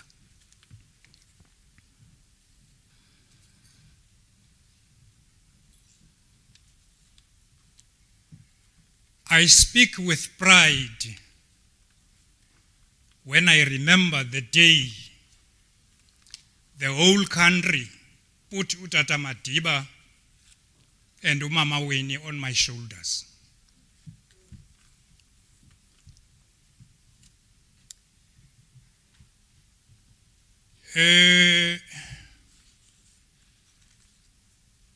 Ubongani has talked here about, General has talked here about our expectations when you are in prison to be released and our non-expectations. We were that generation that used to demand to be taken to prison because prison is a better place than a police station.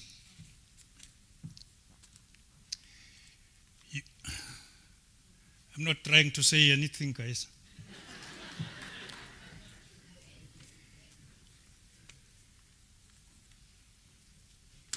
What does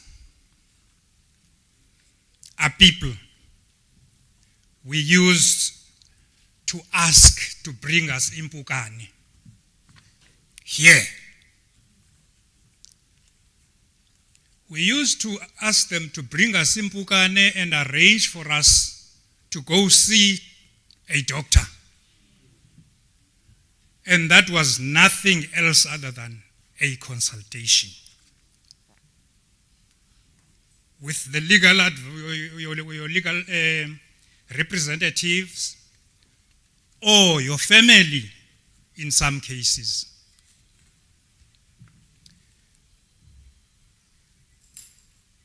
When I was transferred from Tableview Police Station to Paulson under Section 29, I missed to see Madiba. But I saw Utatu Sisulu and spoke to him. I saw Utatu Mhlaba and spoke to him. I saw Kefi and spoke to him. I saw Utatu Mlangi, but I couldn't speak to him.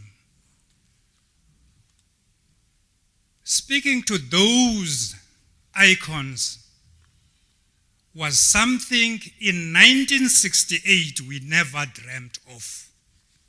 When we used to listen to Radio Freedom under the blankets, because there was this man that was feared the most, Mandela. You mention Mandela, people will run away from you because you are a danger. I never thought at one stage I would look Madiba in the eye, talk to him,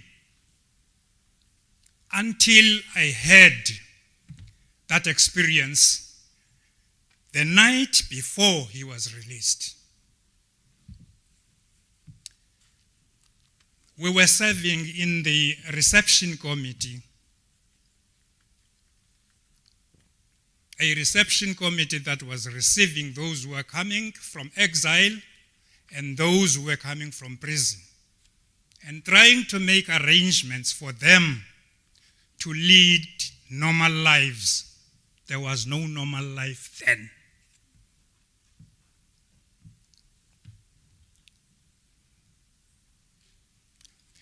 Politics at that time were something to be proud of. It was not used to steal and get tenders. We were in politics when it was not fashionable to be in politics. You knew when you were arrested that you might not come back. I think my wife there had an experience of me always being taken from home in the early hours of the morning.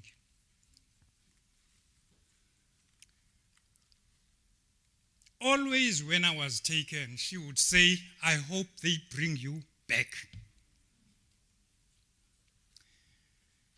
I remember when I was released under the state of emergency from this prison. I was released. I was told to pack my hood.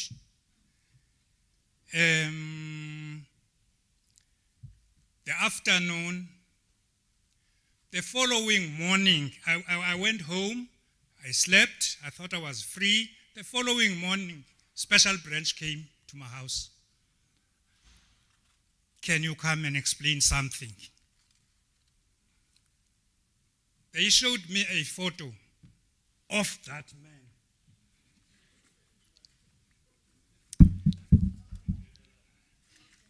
General,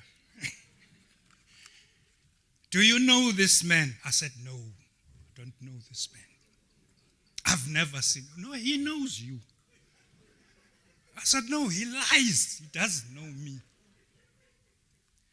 So there was always that experience of being told by captains like same time to pack your hood in the cell. When you go to the reception, further detention. Figure paya special branch paya, go back. Coming back to the night before the release of Madiba, I remember when Uti Clerk was making a speech, the so-called, what do they call it? What speech? in Parliament, we were organizing, I think Dr. B would know that, we were organizing a march to Parliament to demand the release of Mandela. As we were rallying people together, there comes de Klerk saying that Mandela is going to be released. I remember Trevor saying, what do we do now? Because we were preparing to storm Parliament. But here is it now that Madiba is going to be released. We said, no, it's not true. It's not true. And Vali Musa came, and we were dispatched to come and see Madiba in that house. That was the night before he was released. We came. It was my first encounter with Madiba. Umadiba umde. Safika Paya, we came in there and Madiba made us tea. And we were very happy to be received in that manner by this man. We were still looking at him. Is he like the pictures that are being drawn by the people? Because no one was allowed to take a photo of Madiba. They were just drawing his image. He told us that the Bure are saying he's going to be released tomorrow at 11 o'clock. And as the reception team, as the reception committee, we needed to come and fetch him. We went back home in Guguletu. In fact, people were waiting for us there to hear the news. And when we came there, how does he look like? People wanted to know, is he old? How does he speak? I mean, we had to explain that. The following morning, we couldn't sleep. I think the comrade that spoke before me was capturing the mood of that moment. We did not sleep. We were busy organizing transport. You'll remember that I had a page of 504. Now, which leader can get into a page of 504?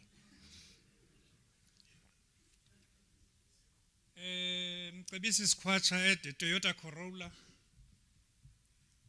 Which leader would get into a Toyota Corolla? But we needed to get cars. And the following morning, we had a meeting at Bulelani's house in Malunga Park. And we said, let us get cars to go and fetch the leaders. Is the leader, is he coming with a helicopter? No, they will shoot that helicopter down. We rather go and die with him.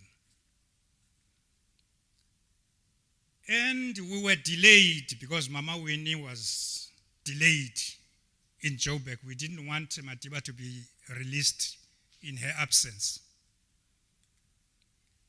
We were told that there were business people that were at the airport. Is it Small Traders Association or what? I can't remember, but it's traders something. Okay, let's go to those people. When we got there, we looked at them all, the Dawood Khans, the rest and the rest. We went to them and said, hey, give us your car keys. And they gave us the car keys. Fortunately, I picked Dawood Khan's Cressida key. And we came through later in the afternoon, which was unfortunate, I must say. As we came here, Madiba had to be briefed because all other comrades from other provinces were already here. The president was here, the current president, Cyril Ramaphosa. Mefi Murobe, Frank Chikane, let me say Reverend Dr. Frank Chikane, all of them were here. And then we had to come, all of us, to here. Dr. Busak, we came and we had a discussion. Madiba would never let you go without a discussion. And Madiba would never talk to you before he asked you, what is your name? Who are your parents? Where were you born? How did you grow up? Don't think he will ever forget that.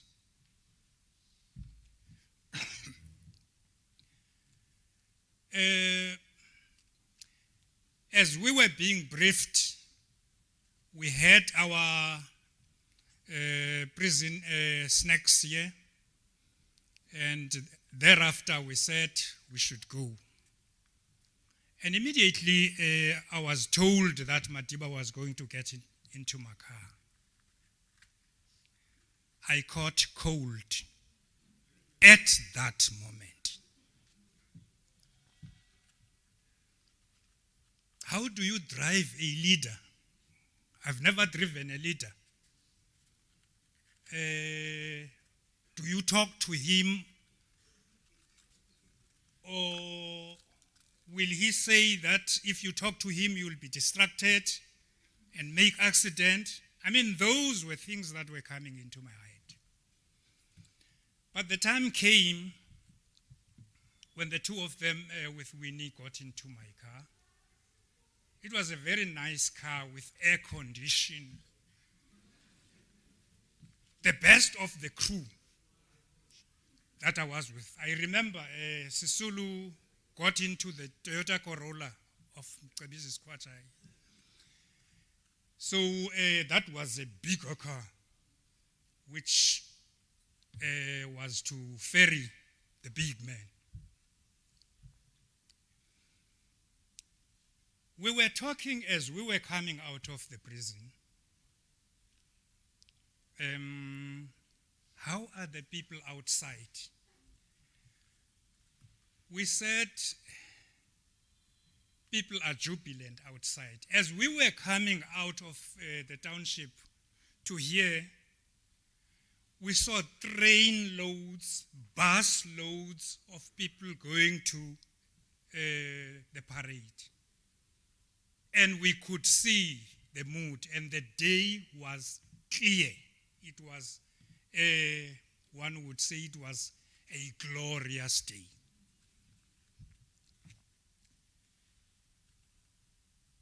We came out of here, and when we got into the gate, we were told, in fact, it was requested that Madiba should get out of the car, go to the people and greet them. All of them alighted the car. I left it a little bit and I thought, what if a bomb is planted in that car? And I came back running to the car. That is why in most pictures of that gate, you can only see my beard, my face and my beard. In most of them, I'm not there. You'll see the Hildas, the Whiteys, the Mcebisis, and other comrades, the Bulelanis, the Cyrils, and all that. But the first time I saw myself in that picture was when I was in Mexico. There was a magazine there that I got in the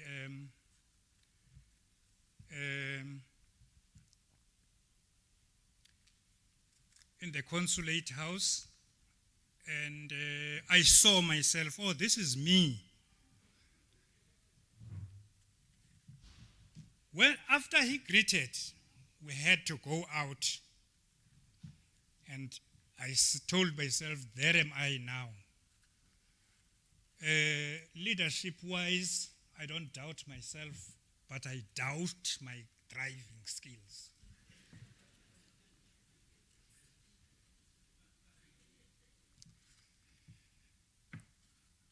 I made the first accident here. As I was getting out, you know, the traffic cops were in front of me and people were storming the car. So I had to pull. When I pulled, I didn't see the red combi that was standing at the side. As I was turning, it went, oh. And I thought, As we were going up there, turning there, I said, I hit a car there. And Mandela said, I heard you. And Winnie said, no, I didn't hear that. She did not, because she was on that side and Madiba was on this side. So as we were going, we were thinking, and Whitey and myself, Whitey Jacobs, we were talking to ourselves, hey, we are wondering what is the Vedvolve saying now. Here are we with this cargo, taking this cargo to the people. What if they come and shoot this car? Because we had an experience when we were involved in talks about talks in Somerset. We could see their weapons. So we were worried that, hey, those weapons might be used against us. We were advised not to go take the Paarl route. I mean, the N1 around Paarl, because the whole Boland was there. So we couldn't go there. Now, there's a question that people are asking time and again. What was he saying in the car? We were not interested in what was he saying. We wanted to drive this man to the people. But we answered each and every question that he was asking. Where are we now? We were taking the farm route. And along the farm route, there were throngs of people that were waiting there. Whites, coloreds, blacks, and everything. And we were told by those who came before us that Madiba was a stubborn man. It happened to us. Because as we were driving, we saw a group of white people and mixed people. And there was a white child there. And Madiba said, stop the car. What now? The weerstandbeweging is outside. The boerevolk is outside. And this man says, stop the car on the farm road. Hey, I looked at Whitey and said, okay, I'll stop the car. Madiba went out, went to greet the people. You know his style of greeting. But he went to the child, spoke to the child. We don't know what he was saying to the child. We were just anxious that this man must come back to the car so that we can go.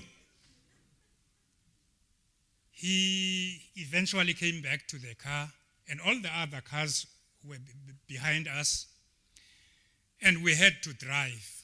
It was a nice drive down the N1, over the bridges. There were flags, welcome Mandela, and we were waving there nicely until we got to town. The traffic cop that was leading us led us right into the crowd. In the parade. Now we were told, Jay Naidus and other people, they told us to take Madiba through the front door of the city hall. That was a mistake because people came from the parade and they came right to the city hall and they were banging the car like anything. Winnie, is this your O? Mandela, is it you? Others would just bang the car, and we could not get to the door, front door of the city hall.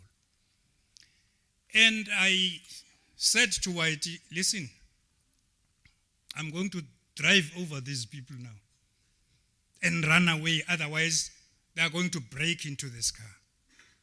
Salim Mauser was following me, and I indicated to him that he must reverse a little bit. He reversed and I reversed.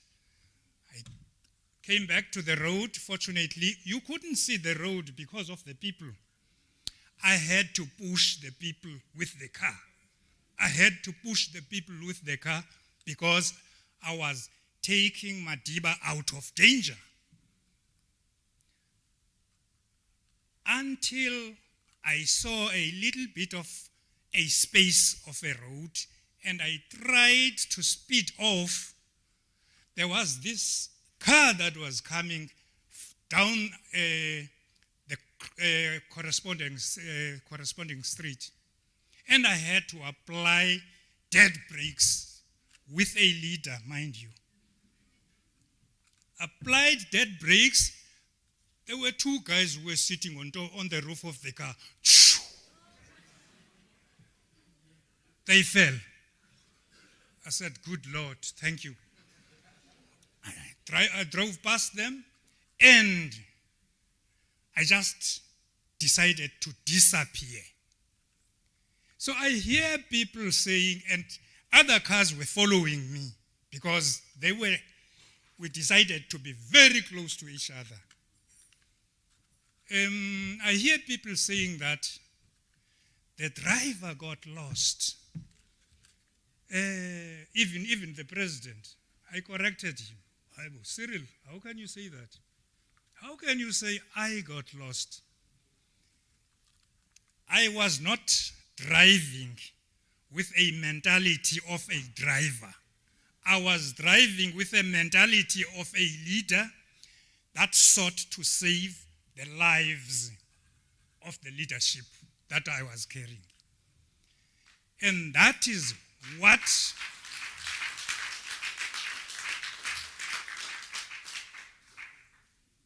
what made me to drive through and stopped at Woodstock. Then when the others came, we asked, what do we do now? The question that Trevor asked when de Klerk made the announcement. What do we do now? Let's drive to UCT.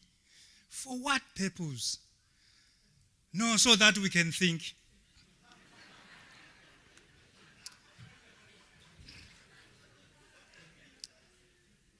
We drove to UCT with the leaders.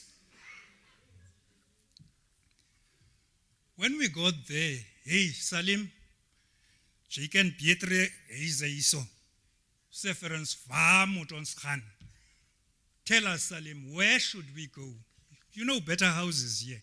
And he said we must go to Crawford. That's how we ended up in Crawford with the entire entourage with Madiba.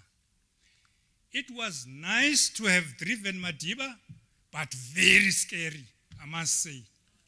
Very scary. As we were sitting here, we were debating. They were asking Rose, what are you saying? Should you go to to the parade.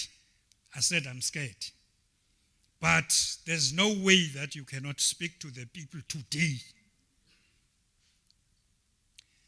I don't know how Archbishop Tutu got the number of the house that we were in.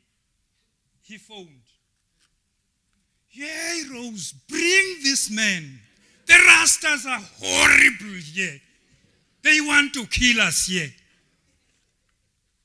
Now, we said, you know, when those leaders listen, they listen with reason. They said, you said, Madiba should speak to the people today. And Bishop Tutu is saying, bring this man there. And Sisulu said, let's go back to the parade. Let's go back to the city hall. We made arrangement then to go back to the city hall, but through the back door, not the front door. And people were still waiting. That is why Madiba had to address people at that time, not the 3 o'clock that we had arranged. It was a very, very nice experience for me, and I feel honored about that. And he came to this family that I used to come to during the state of emergency. I think I came here thrice. I was locked here thrice. So when I was coming here to fetch him, I mean, almost all of us, we knew these sections. A section, C section, B section,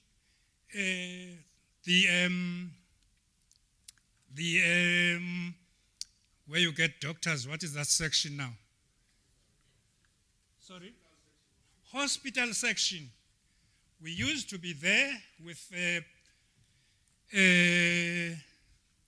some people who were scared of the tronc. I remember one guy from Worcester used to cry, "Ek soek my vrou, ek soek my vrou." Yay, shut up! Wat van my taxis? Wat van my taxis? Hey, Jason nie tronk. Shut up! So, it was those experiences when we came to Victor Verster, because almost all of us were locked here. I'm sorry to have taken so long, but I needed to say all the things that I've said. Someone is saying I'm out of order. Put me in order. Sorry.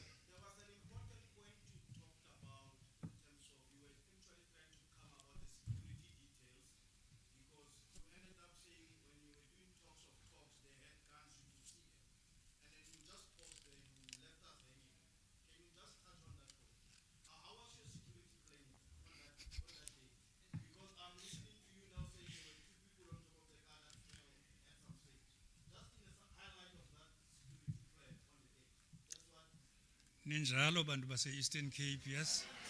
You want to put me on the spot now?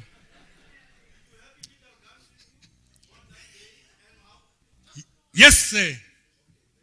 We had Amalahle, kela xesha. We had Amalahle. But we could see them carrying things like, you know, I don't know. You see, they were carrying things heavier than lama lahlanyana sinawo 0.32 bethu abancinanana ubinkulu 9 mil qonba no yeah it's a gun but it's a 9 mil. What can you do against a rifle? So our security arrangement needed much to be desired, I must say. I should stop there, not talk about people who were involved in those security structures. Thank you very much, guys.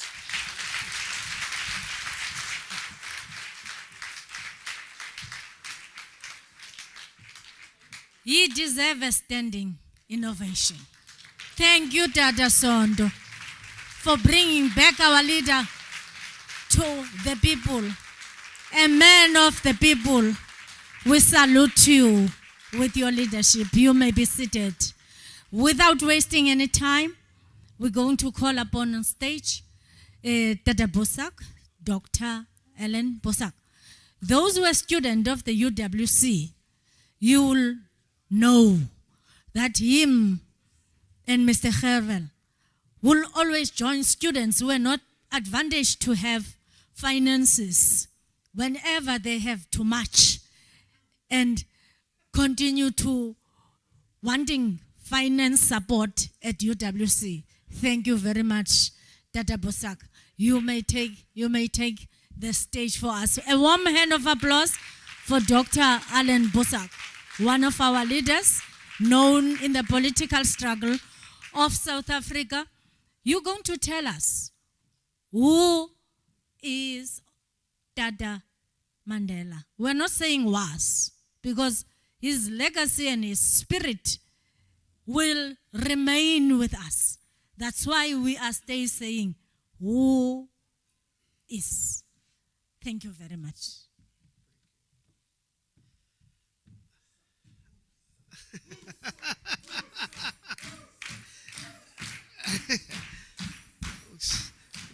Thank you, Program Director. Is this thing positioned for me? I'm not as tall as Rose, so let's hope it's there. I greet everyone here today, and I'm very grateful for the opportunity to be with you on this wonderful, wonderful celebration of the life of a most remarkable man.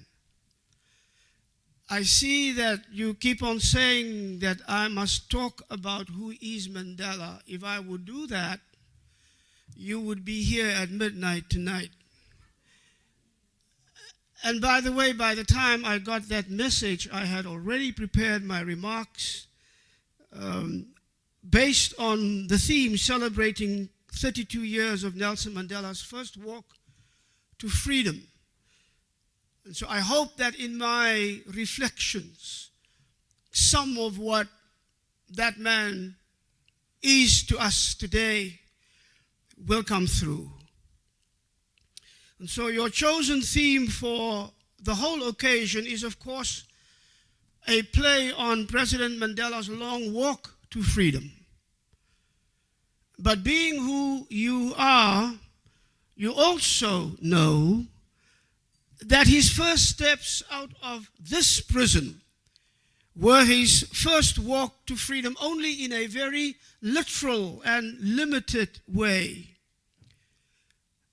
As the title of that famous Mandela book indicates, it was a long walk. And February 11, 1990 was not his first step. As Nelson Mandela himself had acknowledged and knew, that walk was a long walk, but it was not a lone walk. He knew that walk to freedom was always a walk in the company of his people, and not just the people around him, the comrades of his place and time. He knew that he walked, as the Bible says, surrounded by a great cloud of witnesses. They were cheering him on. They were reminding him of who we are, where we have come from, and where we are going. Telling him to remain faithful to the dreams and the hopes and the aspirations of his people, urging him not to betray their legitimate expectations, not to pour disdain on their sacrifices.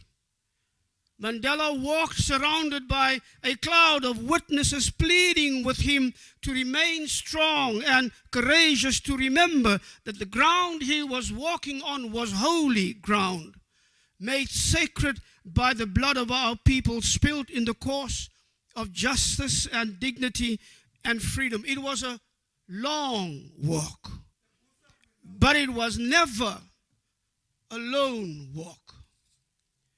Our walk was a long walk, and it did not start in 1944 when he, together with Anton Lembede, Walter Sisulu, Oliver Tambo, and others, impatient with the too patient politics of the older generation, formed the ANC Youth League, taking our politics out of the talking chambers into the streets of protest.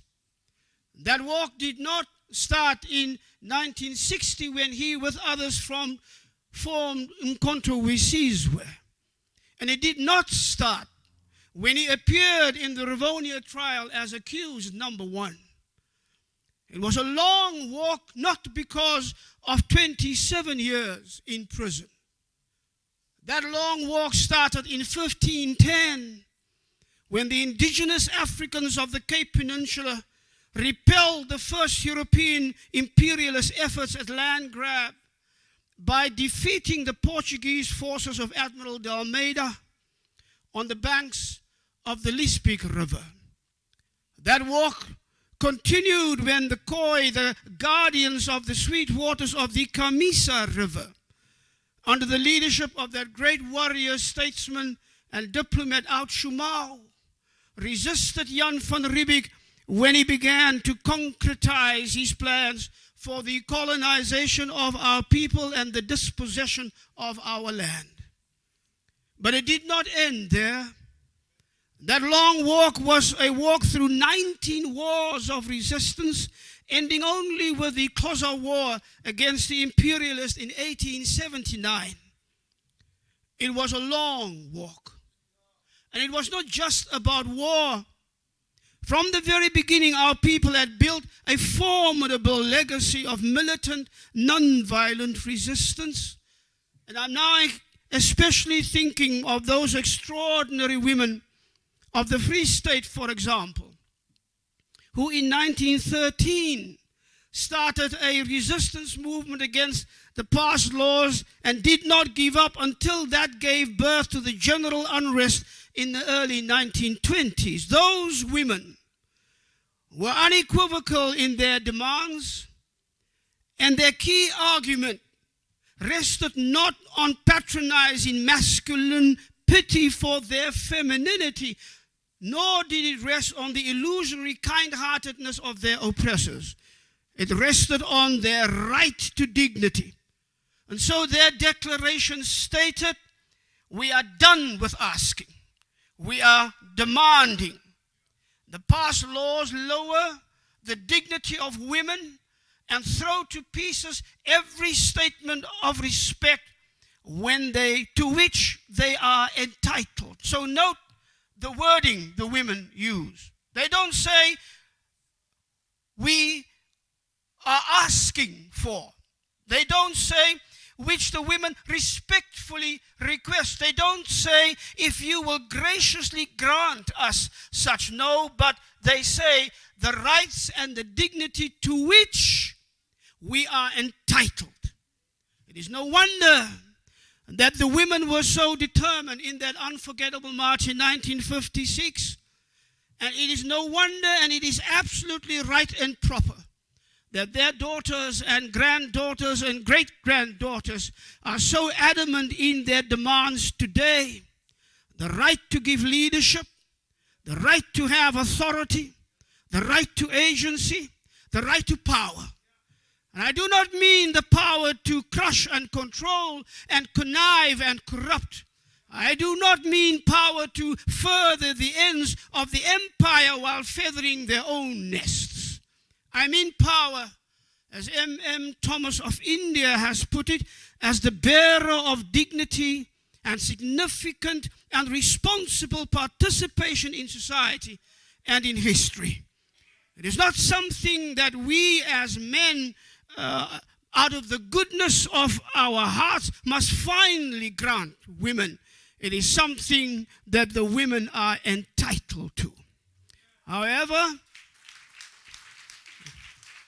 as I watch the unbridled panic and the wounded entitlement of the circles of the elites, and as I see the hysterics of male fragility and the patriarchal convulsions at the mere suggestion of what I am talking about, I know, as Nelson Mandela knew, it is a long walk. But the woman should know even long walks must come to an end. The woman should know even long walks may go uphill, but they must come to an end. The women should know that long walks go through the valley of the shadow of death, but they must come to an end. And the women must claim what they are entitled to in our country today. It is a long walk because it was and it is fraught with danger and challenge and riddled with betrayals of all kinds, replete with disappointments and disillusionments. And along the way, there were hard lessons to be learned. Lessons about the disastrous realities of imperialism, the ruthlessness of colonialism, the callousness of apartheid, and the inhumanity and the criminality of all of them together. They all are, Frantz Fanon reminded us, a veritable apocalypse visited upon the oppressed peoples of the world. Lessons about human frailty, about the consequences of the lust for power and the seductive power of power. Lessons about the dangers of a colonized mind, which Steve Biko rightly called the most effective weapon in the hands of the oppressor. Lessons about the bottomless rapaciousness of capitalism, about the lasting trauma of dispossession of land and of culture and of community and of history of humanity. It is a long walk. It is a long walk, and it is along a road that is a trail of blood and tears. First came the genocide of the San and the Khoi. Then came the massacres. The Sikui River Massacre in 1775, 150 dead. The Bulhoek Massacre in 1921, 163 dead. The Sharpeville Massacre in 1960, 69 dead. And a few days later, the massacre of our people in Langa Township here in Cape Town, over 20 persons dead. The massacre of the people in Langa Township in Uitenhage in 1985, over 40 persons dead. And then in 2012, Marikana, the most painful of them all, because the command to shoot came from our own, and the guns were held by the hands of our own. And the wounds are still bleeding because our own refuse to bring the healing our people need and deserve. It's a long road. It's long because it tested our faith, and all we could do sometimes was to cling to it with all our hearts and all our minds and all our strength. And we could do that because we heard the voices from among the cloud of witnesses telling us what we should be doing. We heard Sol Plaatje in 1916 as he was thinking about the effects of the calamities of 1910 and 1913 on our people. And this is what he said: the only thing between us and despair is that heaven has not yet deserted us. We could hang on because we heard Reverend James Talata in 1938, as it became clear that that new monstrous face appearing just above the horizon was a thing called apartheid. And at that moment, as he knew what was waiting for our people, he urges us not to give up, to remain steadfast, to continue in the struggle. And he told us the handle that turns the wheels of the universe is in the hand of God. And because of that hand, a new world is about to be begotten. We held out because we heard Robert Sobukwe say, as he left Fort Hare to become such a formidable leader to our people in our struggle, urging his fellow students not to forget their calling. We still have a mission, he said, a nation to build. We have a God to glorify, a contribution to make towards the blessing of all humankind. So we stood firm when we heard this. and also because we heard Albert Lutuli say, in those sacrificial but exhilarating times of the Defiance campaign, amidst the rising tide of vicious repression from the apartheid regime, we pray to the Almighty to strengthen our resolve in striving for the sake of the good name of our beloved country, to make it a true democracy and a true union in form and in spirit of all the communities of our land. And so we held on, we held out, and we walked on because we believed it. It tested our faith, but it strengthened our hands. It made firm our feet. It clarified our mind, helping us to focus on the issues that really matter. It's a long walk, but it brought out the best in us. Magnificent examples now crowd my mind as I speak to you, but let me go for just one moment to my own experience. The youth and the students and the children of the 1976 revolution and the 1980s revolution. And let me speak of that because I was there. All those young people, thousands of them, hundreds of thousands of them. And they were 15 and 16 and 17 years old. And they had dreams of their own, and they had aspirations of their own, and they had hopes of their own, and they hoped that one day they would be able to stand up in the land and not stand on their knees before white people because they were inferior, that one day they would be able to look upon their own children with pride and say, this is what I have helped to build. And many of them would never get there. They did not have any guarantees. We could not at any march say to them, oh, just this one more march, just this one more jail term, and by the end of the year, apartheid will be over, and we will have won this battle. We could never say that. So why did they do it? And I think of them, they in a march today, the person who was next to them, 15 years old, 16 years old, like them, now dead in a coffin, and we had to bury them, and they had their T-shirts that said, we must mourn, but we must mobilize. And from that funeral on Saturday, they were on the streets on Monday, taking their lives in their hands. Why did they do that? Not for themselves, but they did it for the generations to come. They did it for those of us privileged enough to sit here.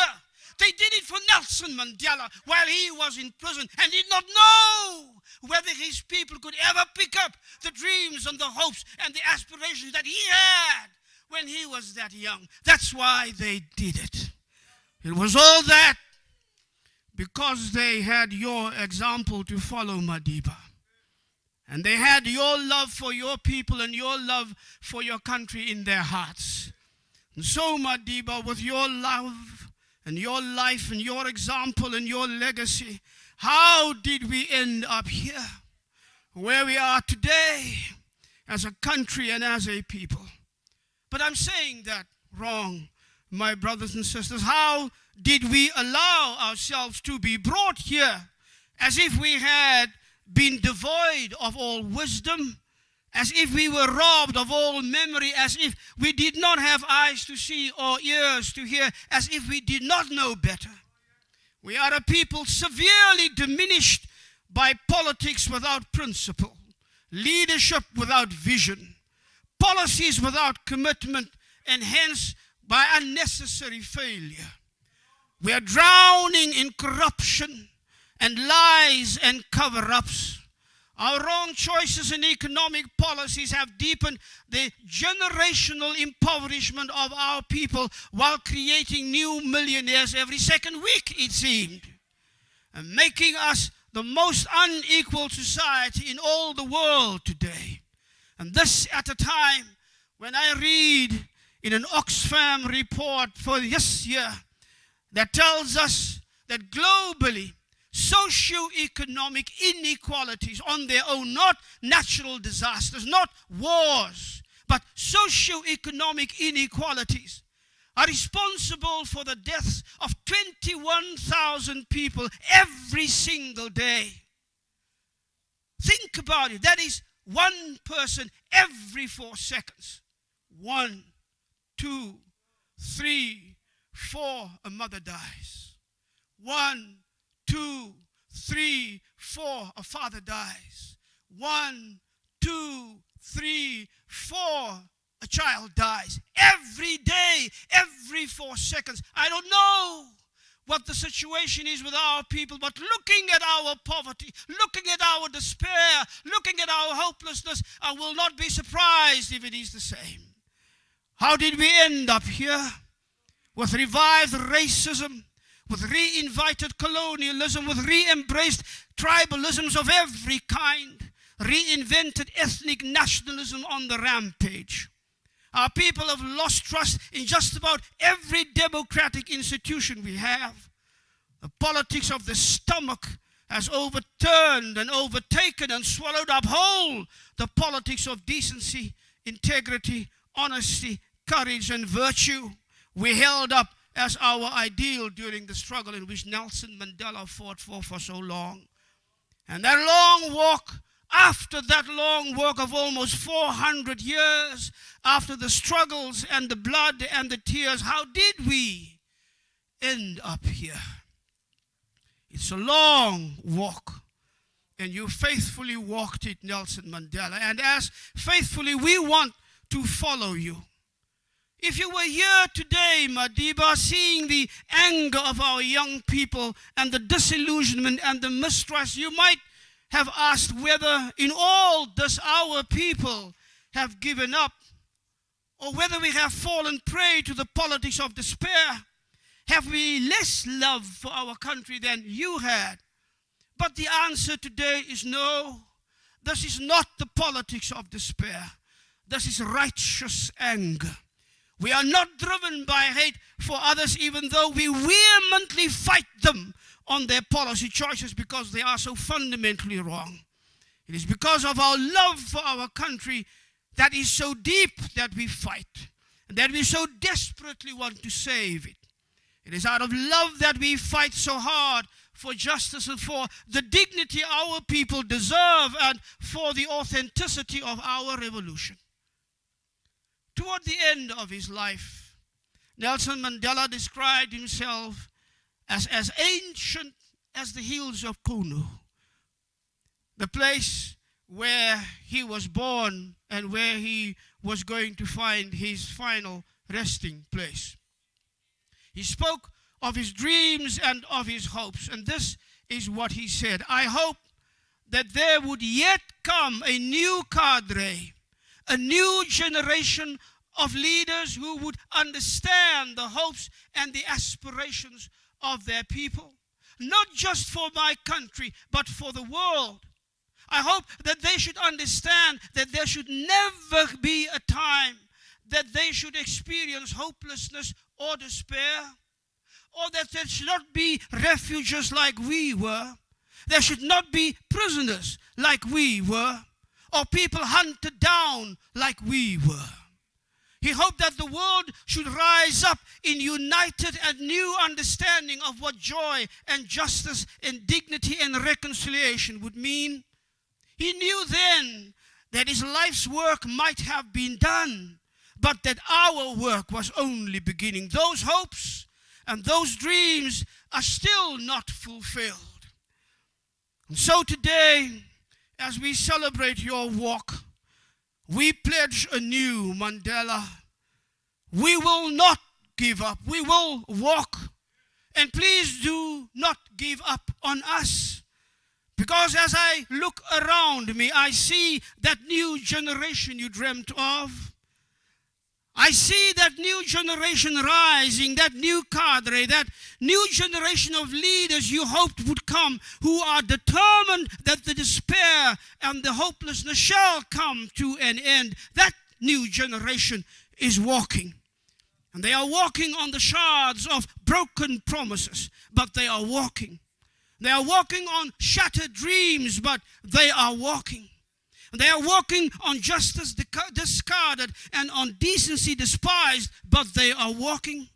And that walk is long, but they are walking toward true freedom, toward renewed vision, toward the fulfillment of their full humanity.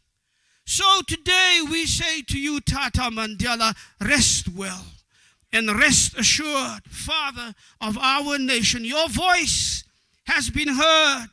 Your pleas have been understood. Your sacrifices will never be in vain. Your people are rising up again and they are walking. God bless you all.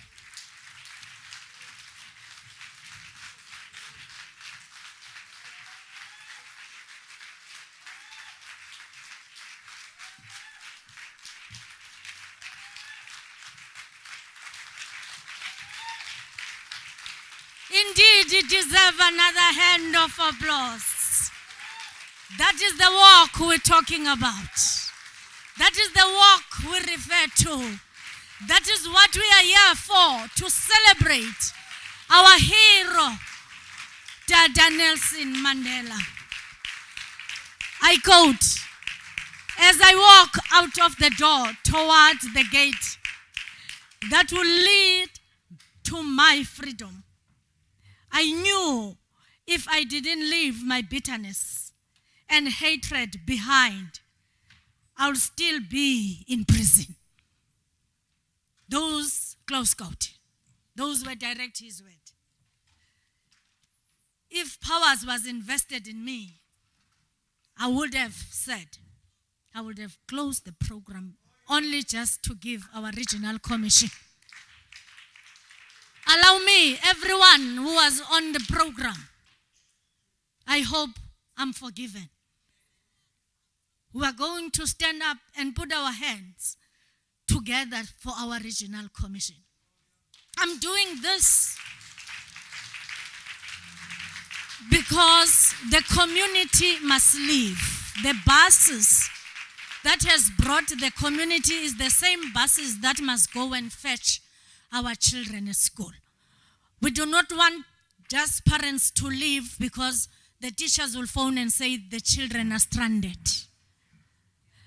Again, give the Western Cape Regional Commissioner, Mr. Delegele Class, an opportunity. Before you do your address, Commissioner, in closing, I will just love us quickly to do a symbolic handing over because we are part of the society. I believe all of you remember the welcoming address of the area commissioner when she was saying there was community, that their households and their belongings burned into ashes.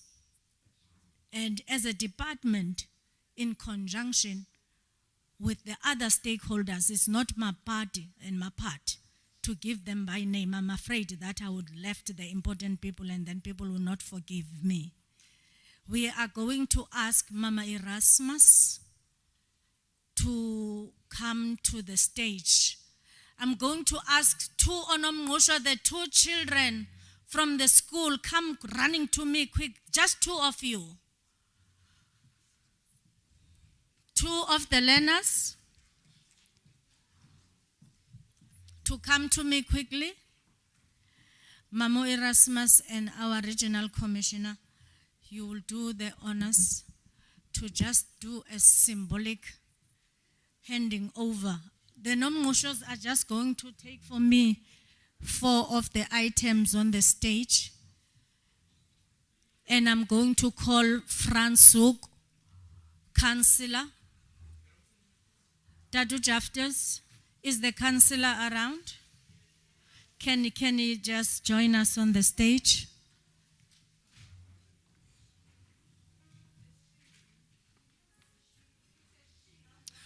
Oh, I'm forgiven, Mama Minnie Peterson, for making you a he. But God has created all of us. He created a man with a womb. That's why you are called a woman. Thank you. I will hand over. I will hand over to the regional commissioner.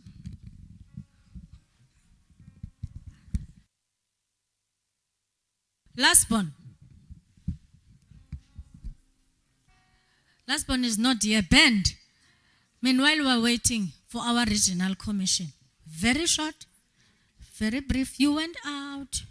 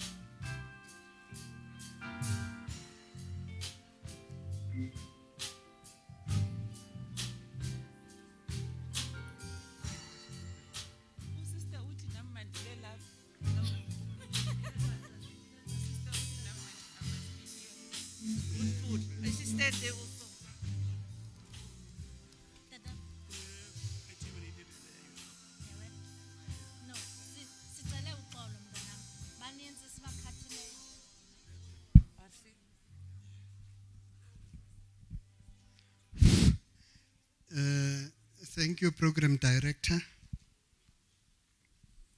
I'm not going to, let me first say all protocol observed. I'm not going to make a speech today for two reasons, Comrade Rose. I've shared a podium with Dr. Alan Busak, I think, on more than one occasion. We buried Ashley Grill together. We buried Anton Franch together. We addressed many funerals, many student gatherings together. But I always spoke first, and he was the last speaker. So I could say what I want to say. But now the disadvantage today is that he spoke first. Now, when he has spoken, there is nobody who's going to listen to you when you try to speak after him. But I think I'm going to first explain, I think as the area commissioner explained, a stone thrown away from this correctional facility, there is a small town of Franschhoek. A town that explains classically what Dr. Busak was talking about. Because it is a town where the rich in South Africa live. And also where the poorest of the poor in South Africa live. The shack area where the shacks burned, it's a 5-minute walk to the farm owned by Anton Rupert, one of the richest men in South Africa. As a result, one would expect if a tragedy like this happens in a place like that, the rich would immediately come to the party. But unfortunately, we had to do what we are doing today. Let me thank AFPOP once more for the partnership that we have with them. As you would see, this is part of the donation packages that we will give to those families who have lost their everything. These blankets is part of those things that through AFPOP we managed to purchase them. The eggs here, we produce them here in the facility. So this is a donation that we also are giving to the families there so that they can have something to eat. We are doing this because we realize that that family needs us. So as correctional service, we see ourselves as part of that community. Without them, we don't exist, we are nothing. That is why we are here today to do this donation. But for me, I'm also part of this because we too, somebody helped us one day. When I came to Cape Town in 1985, I had just completed matric. We were three at home. We all three completed matric. I had other ideas on what I wanted to do, but I was instructed to come to Cape Town. When I arrived in Cape Town, I did not have money to study, nothing. And Lulu Johnson, who was the president of COSAS at the time, sent me to Dr. Alan Busak. I went to see him, I explained to him my situation. He listened to me, and not only did he give me a bursary that day, he first asked me a question, did you eat today? Because he looked at my mouth and you could see I had not eaten. And he took 200 rand in his pocket and gave me. And 200 rand those days was a lot of money. He gave me 200 rand. He gave me a bursary to study. Not only that, I ended up being the one who organizes bursaries for all students at the university.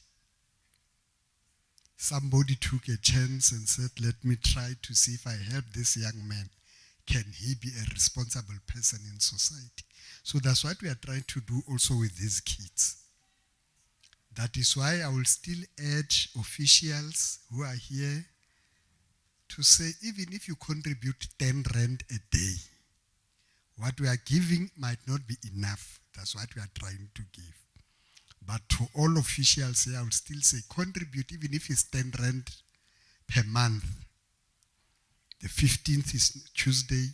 If each one of you contributes 10 rand, you can still go back to half bob, even if they gave you, say, match what we have raised now. We raised this much, can you match it?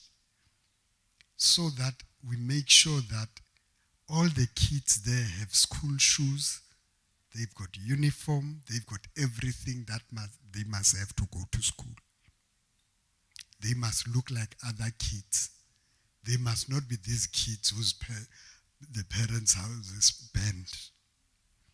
So even to the partners who are here, that's the appeal we'll make. To say, even if you sit there at the police station, you say, bring tea stuff for food, you bring them here, we put them together, we send them to that community. And as we do so, we need to continuously send a message to those who own Franschhoek, because as I said, that town is one of those that is owned by the rich. We need to continuously remind them to say there is poverty next door. Do something about it. Because those who stay in Franschhoek can afford to make sure that there is no shack in Franschhoek. If they want to. If all those business people where they can come together, they can wipe out shacks there and we can have a better community. So I hope one day they will think about it. I hope one day the spirit of Madiba will get into their hearts, because it is Madiba who taught us to learn to share. That is why even if you don't have money, all of us don't. But contribute the little that you have, because it will make a difference somewhere. As I said, I'm not going to make a speech. Let me thank everybody who attended, especially those that from time to time we abuse. Rose was saying that, hey, every year you guys call me here. And when I arrive, you ambush me to say something.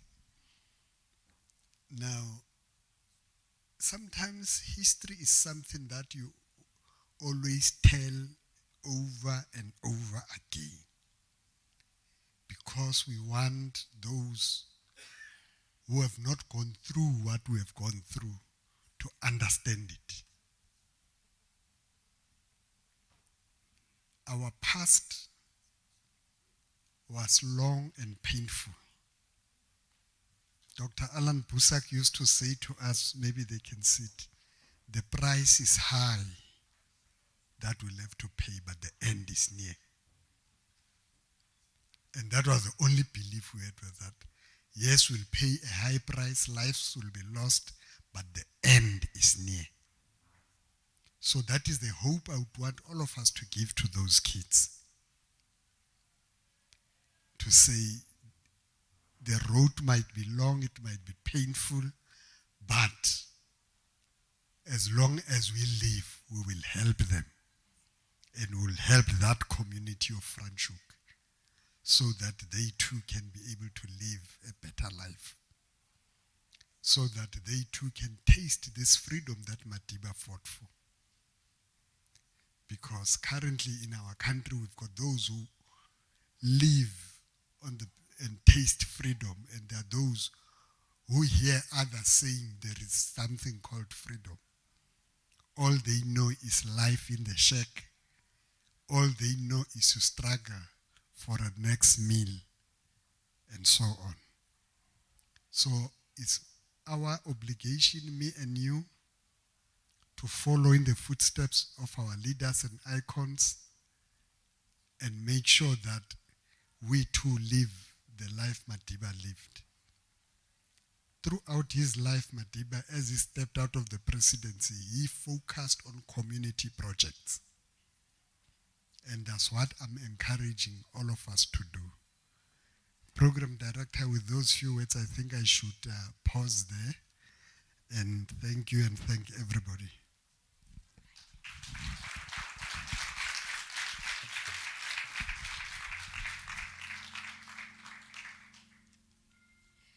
Thank you very much, my principal. And I hope that for what I'm about to do, I'm going to be forgiven. I will take my lashes after this. There's a protocol in DCS. If our regional commissioner has spoken, we are closing because we are the host. However, commissioner and the DRC, there's one stakeholder that contributed to the event we're just gonna give. Just that 10 minutes after, our councillor has just said thank you. And I know I said to people I'm gonna cut, but just for their sake. Relationship we need to nurture. Over to you, Mama Mini. Just a word of thanks on behalf of the families, 61 of Franschhoek, on their behalf. Thank you very much, Program Director. Good day, everyone. All protocol observed. And also to, I think the last speaker was the Regional Director, Regional Commissioner. I heard your words. Thank you very much for that. I'll take it back to Franschhoek. Also as a councillor of Ward 2, Langreg, where the disaster was, I want to thank each and everyone, and especially AFPOP on behalf of the community for your contribution, but also for everyone who also gave a donation in silence. Thank you very much for that. The people will formally write a letter of thanks, because nothing that you do are unforeseen or unseen. So from my side, we are here today to celebrate, to commemorate the life of Madiba, but the life of Madiba will continue for as long as, and the legacy of Madiba will continue for as long as we care and give to one another. Thank you very much.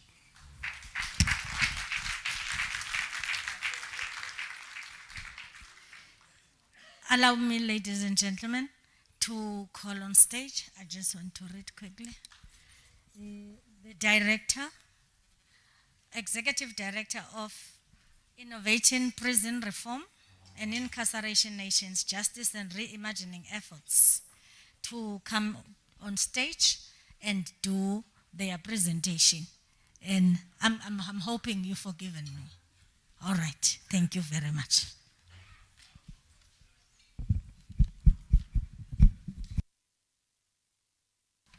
Good afternoon, everyone. I know that food is coming in and we might miss a lot of the things that we might talk about, but I would love to ask everyone just to give an ear while you are busy munching our nice food in front of us.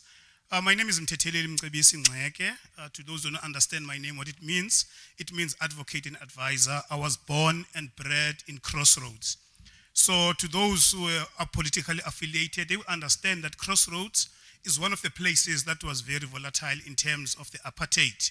Prior to Mandela, before he comes out, there were a lot of violence, black on black. We were fighting for houses. And then as we were growing up under that time, what was happening was that we were taught at a young age, I was never in the military, but I knew how to use a gun. I knew how to crawl when I hear a gunshot. I knew how it is to take a cover. But I was never in exile or being trained for a war. But in my community, the situation, it pushed us to be like that. So what happened is this: as I was listening to the fathers who were speaking here, I just realized that that same legacy was carried to their generation. As a result of that, all the other activities that were wrong were bad. Now, we are standing here listening to Ellen Pusako as he was speaking, and speaking about it's a long walk. And I felt like as he was speaking about a long walk, it has to end sometime.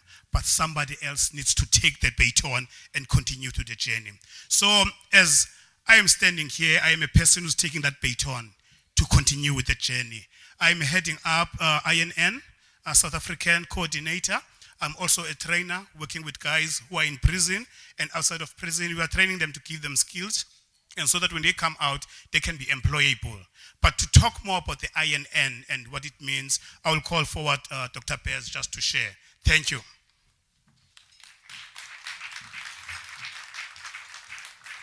Thank you all so much, and thank you again for indulging us with these last remarks. It's been a long and beautiful and inspiring evening, and I came all the way from New York City to be part of this event, so thank you for having me. It's an honor to partner with Nelson Mandela Museum, with Robben Island Museum, iconic entities, and really I come to celebrate this day, which is a global day.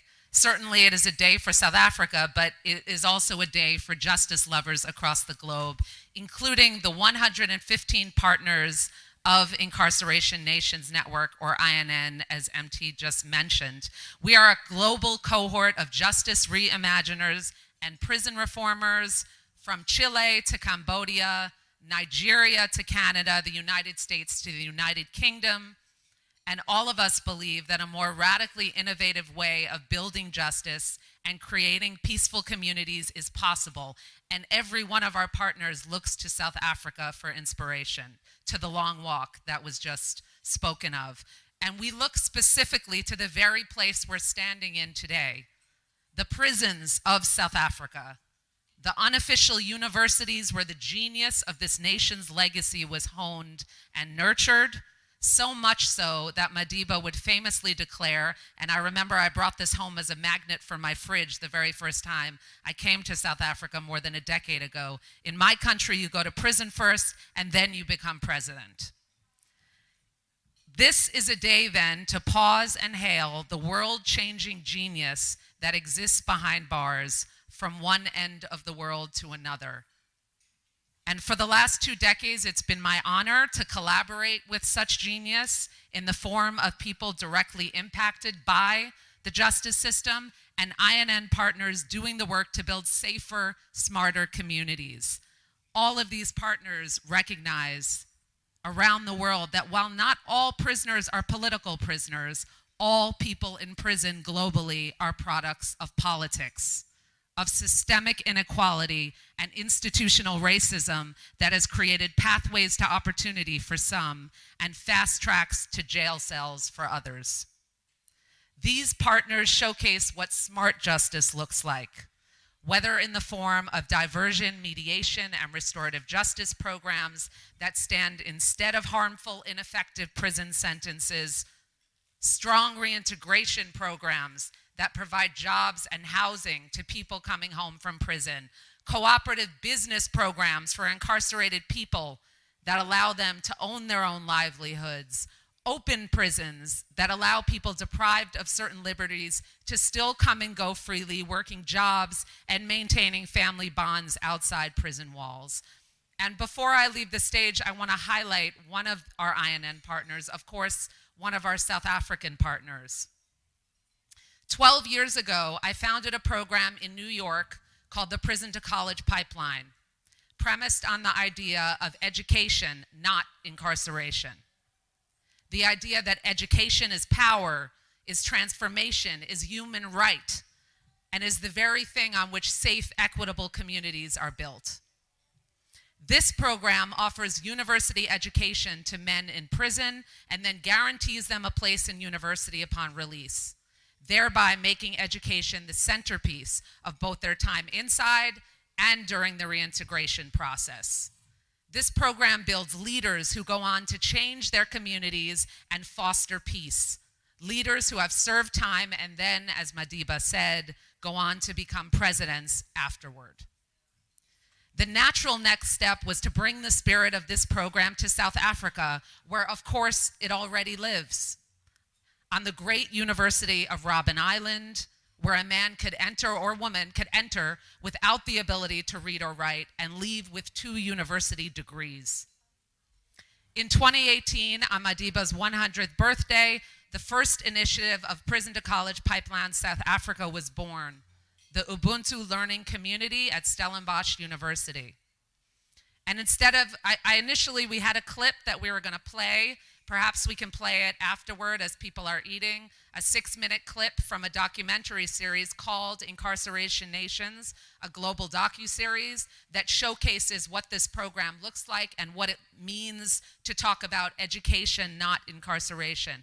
Instead of playing that clip, I'll allow one of the students in the program, Kofi, to come. Kofi Danso will say a few words briefly about the Ubuntu Learning Community and the power of education, not incarceration. Thank you.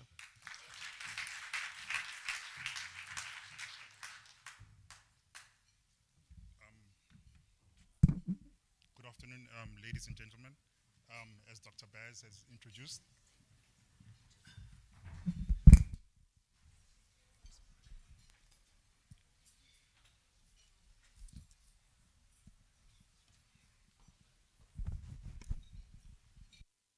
the disadvantages of being told sometimes.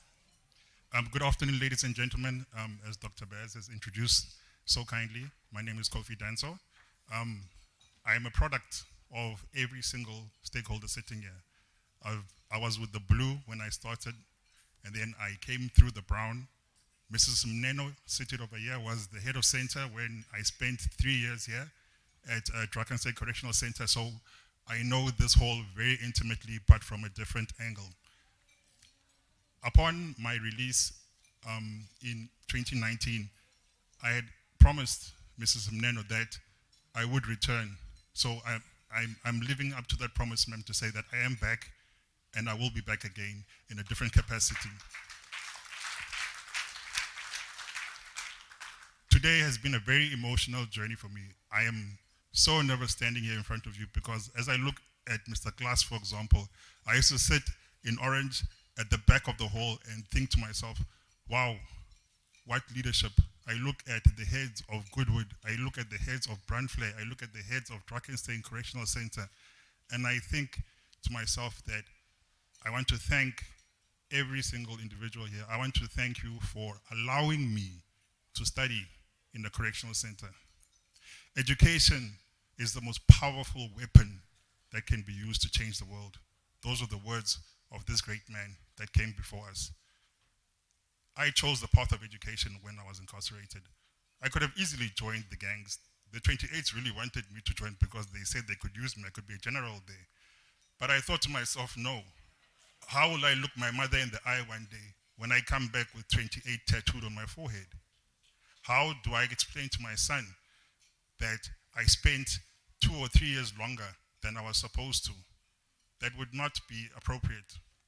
So as I stand here today, I want to say thank you. I want to say thank you to our fathers that came before us, because of you, I was able to study in the correctional center. I was able to have a laptop. I was able to study through the University of South Africa, and this year, God willing, I'll be completing my LLB degree.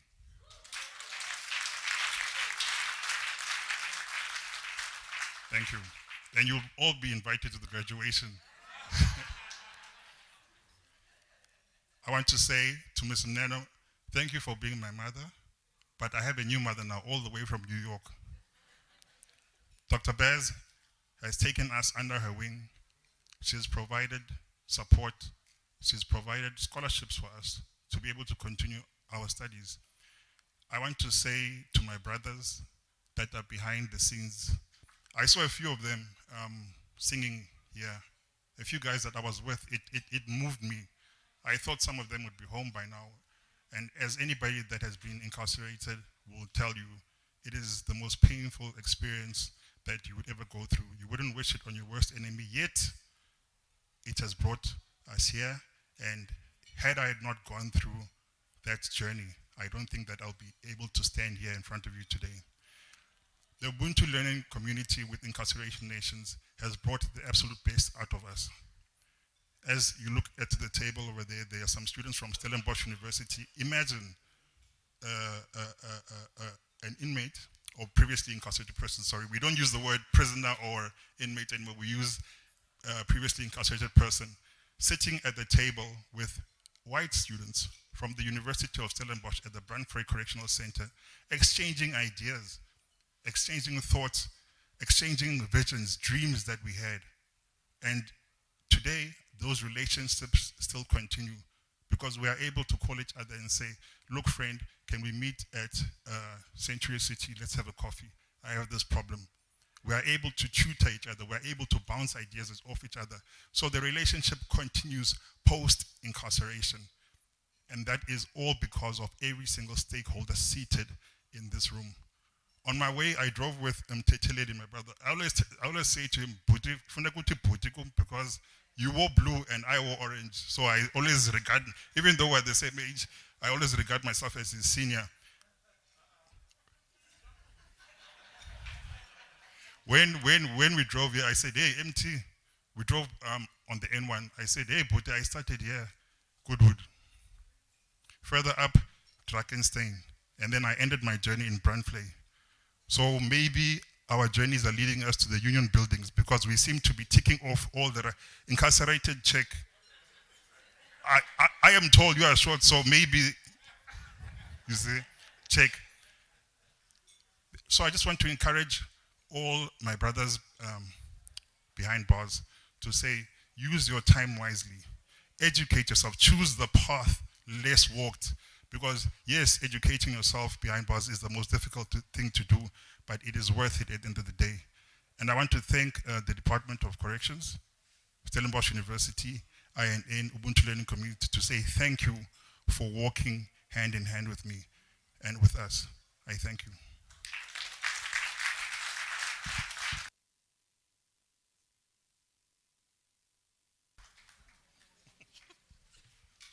Thank you very much. And this is the seed planted and it comes out. The band will also bear with me. I'm going to call someone who's going to do a vote of thanks. A CEO from Nelson Mandela Museum. Put your hands together. Okay.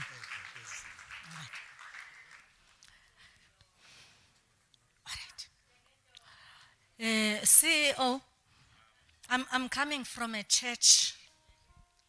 Where in church, I'm going to mention that after I've done what I want to do. Okay. I was taught in my church when... To smile every day.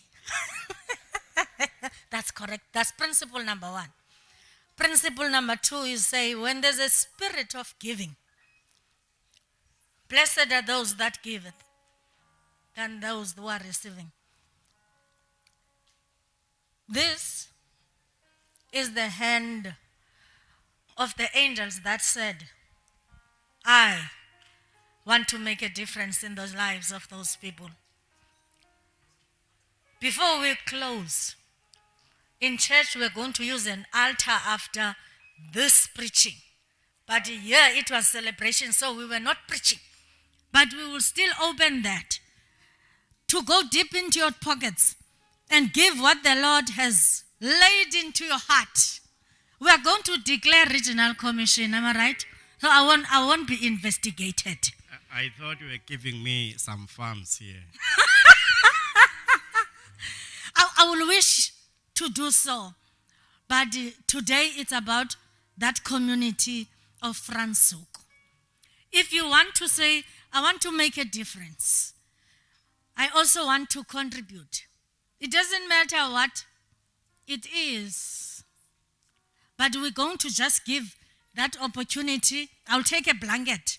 You know, if I was in church, I would have taken a dish, but I'll take a blanket. God bless those that has put their hands on the pocket and nothing came forth.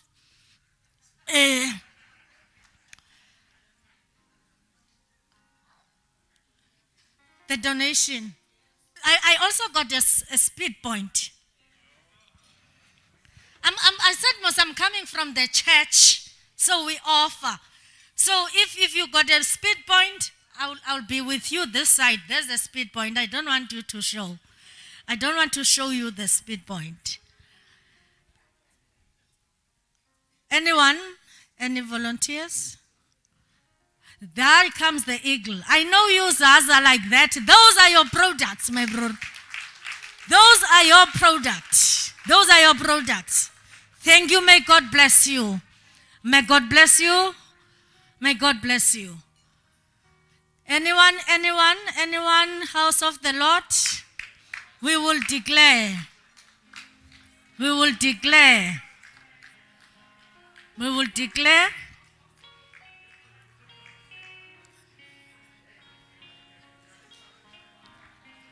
May God bless you. May God bless you. Don't worry, it's not for me. It is for the people of Franschhoek. We go once, we go twice. Whilst the CEO is doing the vote of thanks, you will still come to the front and give what the Lord has laid into your heart. May God bless you more. In the wonderful name of Jesus. May you prosper.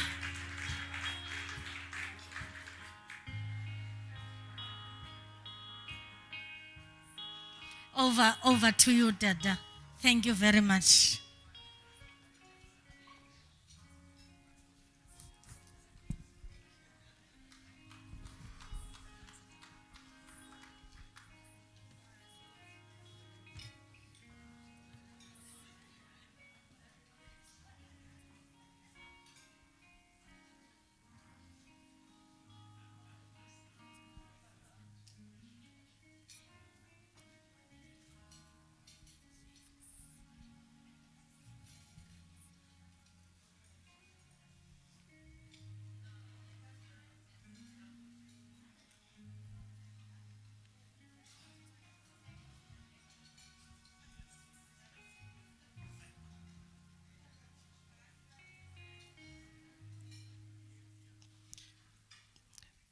Program Director, as I was sitting and listening to everybody who was given a complex task, I felt excited because this session was sort of way giving answers to many questions that all of us have. Questions that talk and ask questions about the relevance of spaces. How do we use spaces like this one, spaces like museums? For what purpose are we using such spaces? So I felt that this gathering was actually responding to that, wherein as communities we gather and discuss pertinent issues, but also we provide answers. Program Director Mensa and Dames, the beautiful city of Paarl, the Nelson Mandela Museum Council, Program Director, just briefly where they are seated, I would ask that they be in positions where they are recognizable. As I'm going to mention their names, the Nelson Mandela Museum Council is here. It's a 12-member board, but only about 6 or 5 came today. Because we also had another program yesterday, so we could split as far as we have done today. You have seen the tapestry as we were starting this morning. We also have Mr. Sbusizo Mdlangazi, just to be seen by the crowd, Mr. Whether you wave or you are happy to stand. Mr. Kenny Ponze, you can wave or stand. Tandekan Lovu, Sanele Latwayo, who is also a local. I mean local being a Cape Townian or living in Cape Town. We also have some members of staff. It is always an honor to be part of such important discussions because we are part of history. We are part of a community of leaders who have been led by great men and women of this land. I know today we have a couple of partners, the Robben Island Museum, Incarcerated Nations Network, the Drakenstein Correctional Center. We salute you. We are happy that today we came together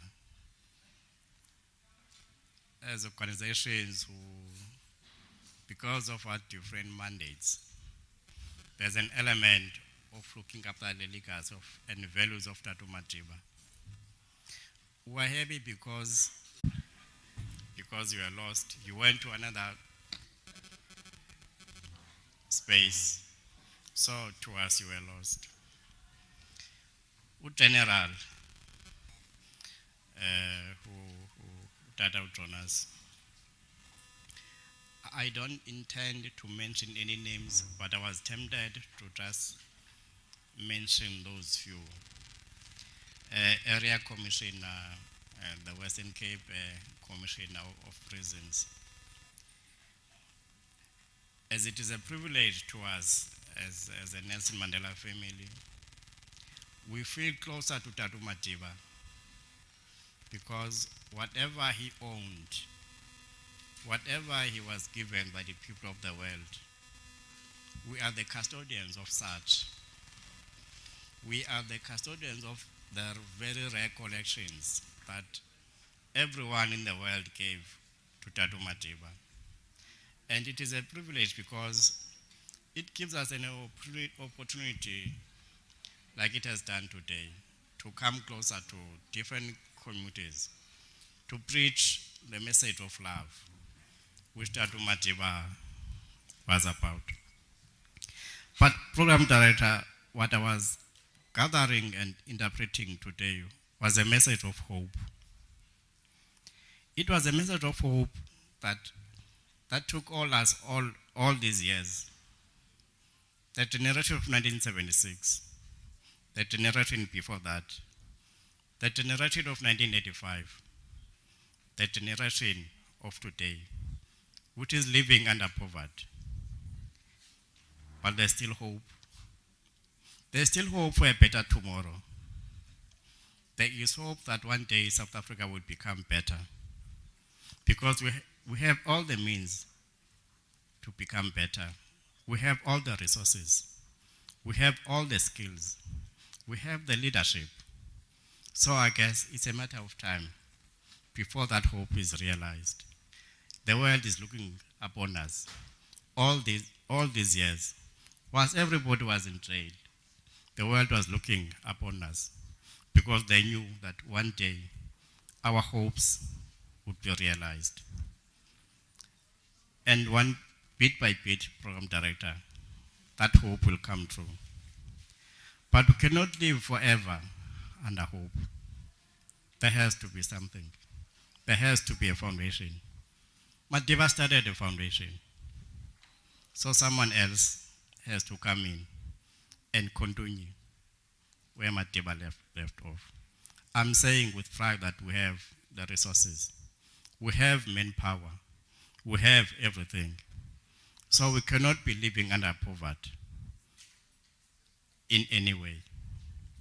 If we have the land, we have the farms, we have everything else, why are we still crying? We cannot rely on someone else from outside to come and feed us whilst we possess what we have. Yesterday, we used to be the pride of the world, and today, we are the laughing stock. We are the reason the world is laughing over us. We have become our enemies of our own history. What have we become? That's what Umfundisi was asking. And I'm asking the same question. What kind of anger do we have? The anger that would make someone to go and burn a parliament. What have we become? The anger that would make someone to go and burn a school. What has become of us? We are laughing when a national anthem is sang wrongly. We are laughing when a national flag is burned.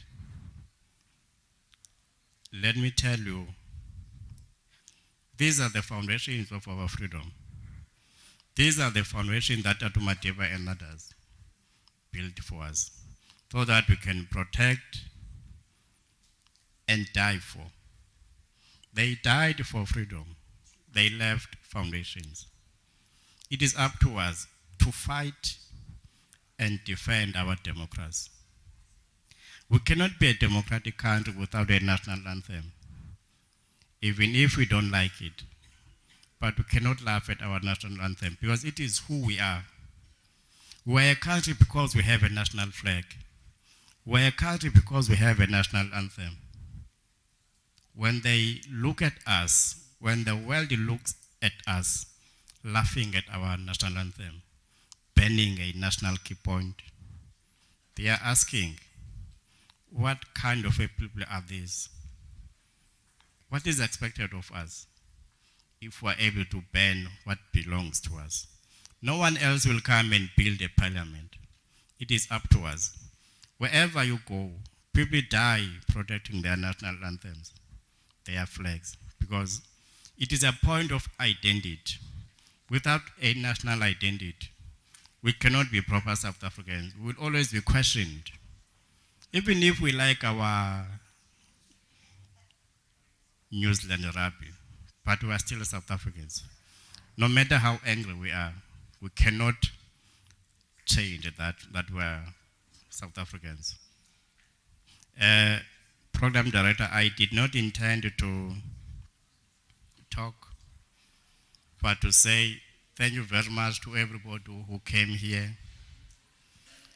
Those who are planning this beautiful program, from the conceptualization team, when you are identifying speakers, I know the challenges you came through. I know the difficulties you faced, and on behalf of the museum, I want to recognize that we understand the sleepless nights, over the past 3 months as we are planning this beautiful program. We understand it has to be part of our own doing, that we have challenges. But to manage, and today we have a beautiful program. Those who are watching at home via social media,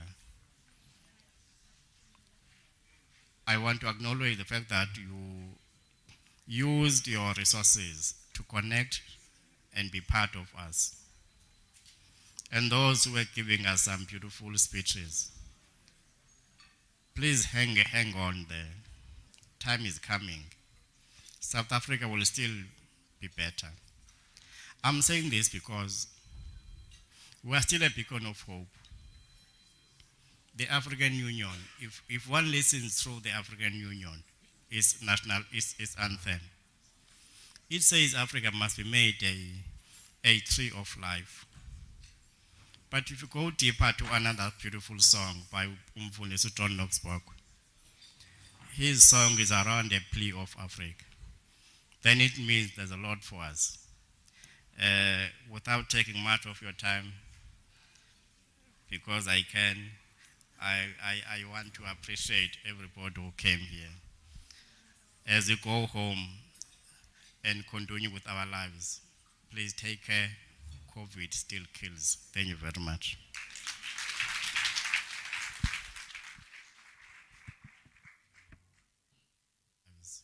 Please take care. COVID still kills. Thank you.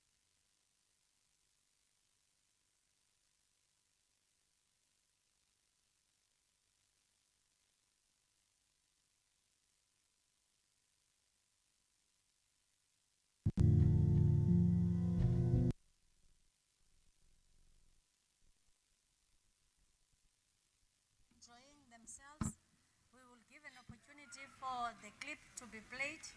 It is an audible clip, so we will be able to hear and watch. Thank you.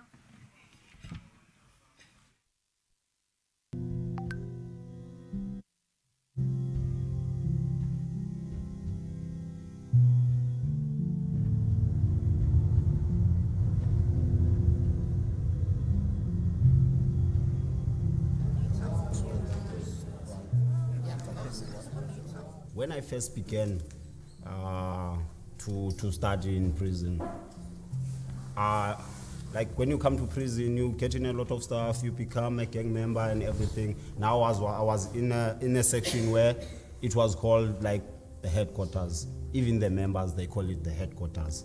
Now I'm telling now the guys, now I'm going to go to the school section. And it was like, no, you can't go to the school section. Why? Because we need you. And now I'm like, no man, I'm supposed to go to school. I mean, I told you last year that I'm supposed to go. So we get into so much struggle even to study in prison. And there's now an obstacle where they say, no, we need you. You can't go. You can't go to that section. But you have to fight for what you believe in. Because I'm here today because I fought for what I believe in.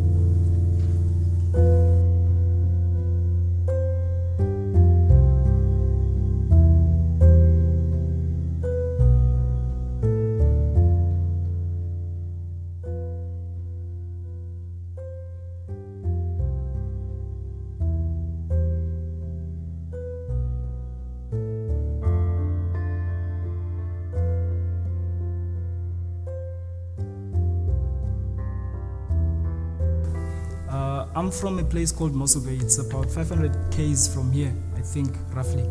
And he never saw me. He last saw me like 4 years back.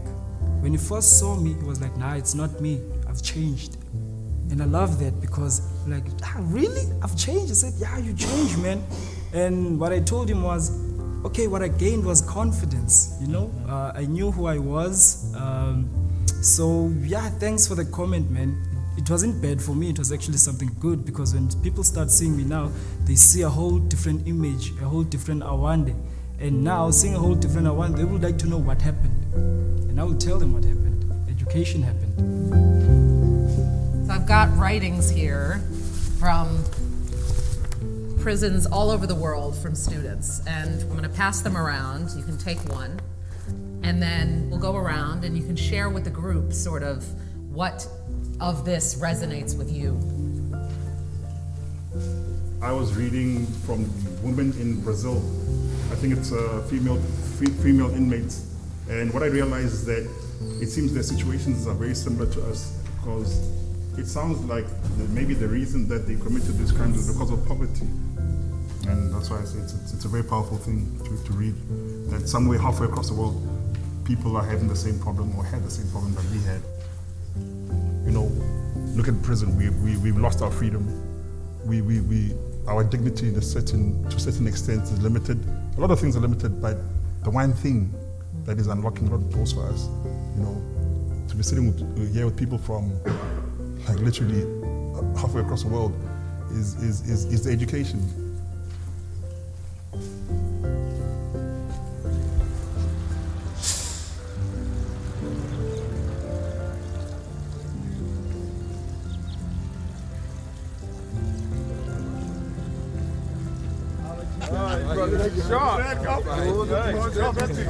Thank you. Boy.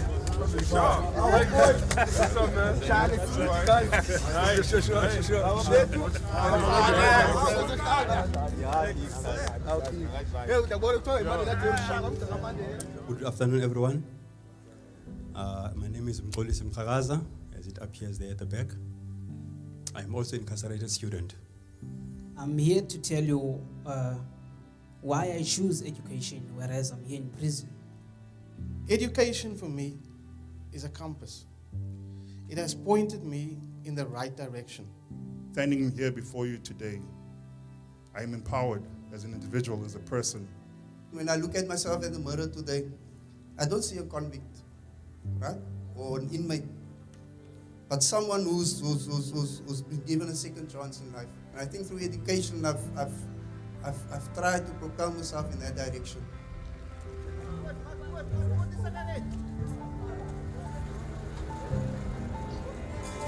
In life, there will be struggles, fake friends and family that's supposed to love you, issues we would go through, questions of faith as the world hits home, and our inner pain equates to the feeling of being alone. Remember that the breed within this gathering provides a home away from home.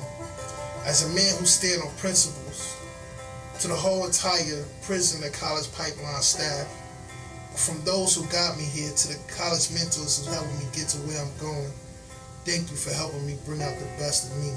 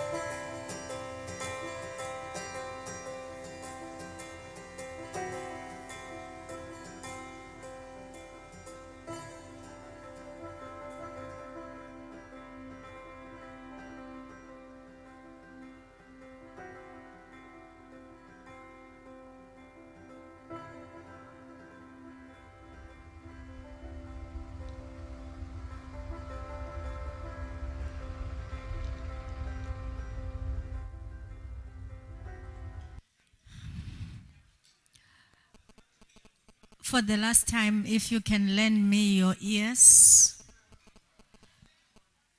If you can lend me your ears, delegation, the closing of the event will take place at Mandela House After you've enjoyed your lunch, we will be able to take a drive and convoy down to Mandela House. There will be some certain cars that will lead us as to which route we will use in order to reach there. So that those who love to see the house, you are able to join. There is, all the delegates will be expected to drive with their own vehicles, because those of the state is those that will go and fetch the children.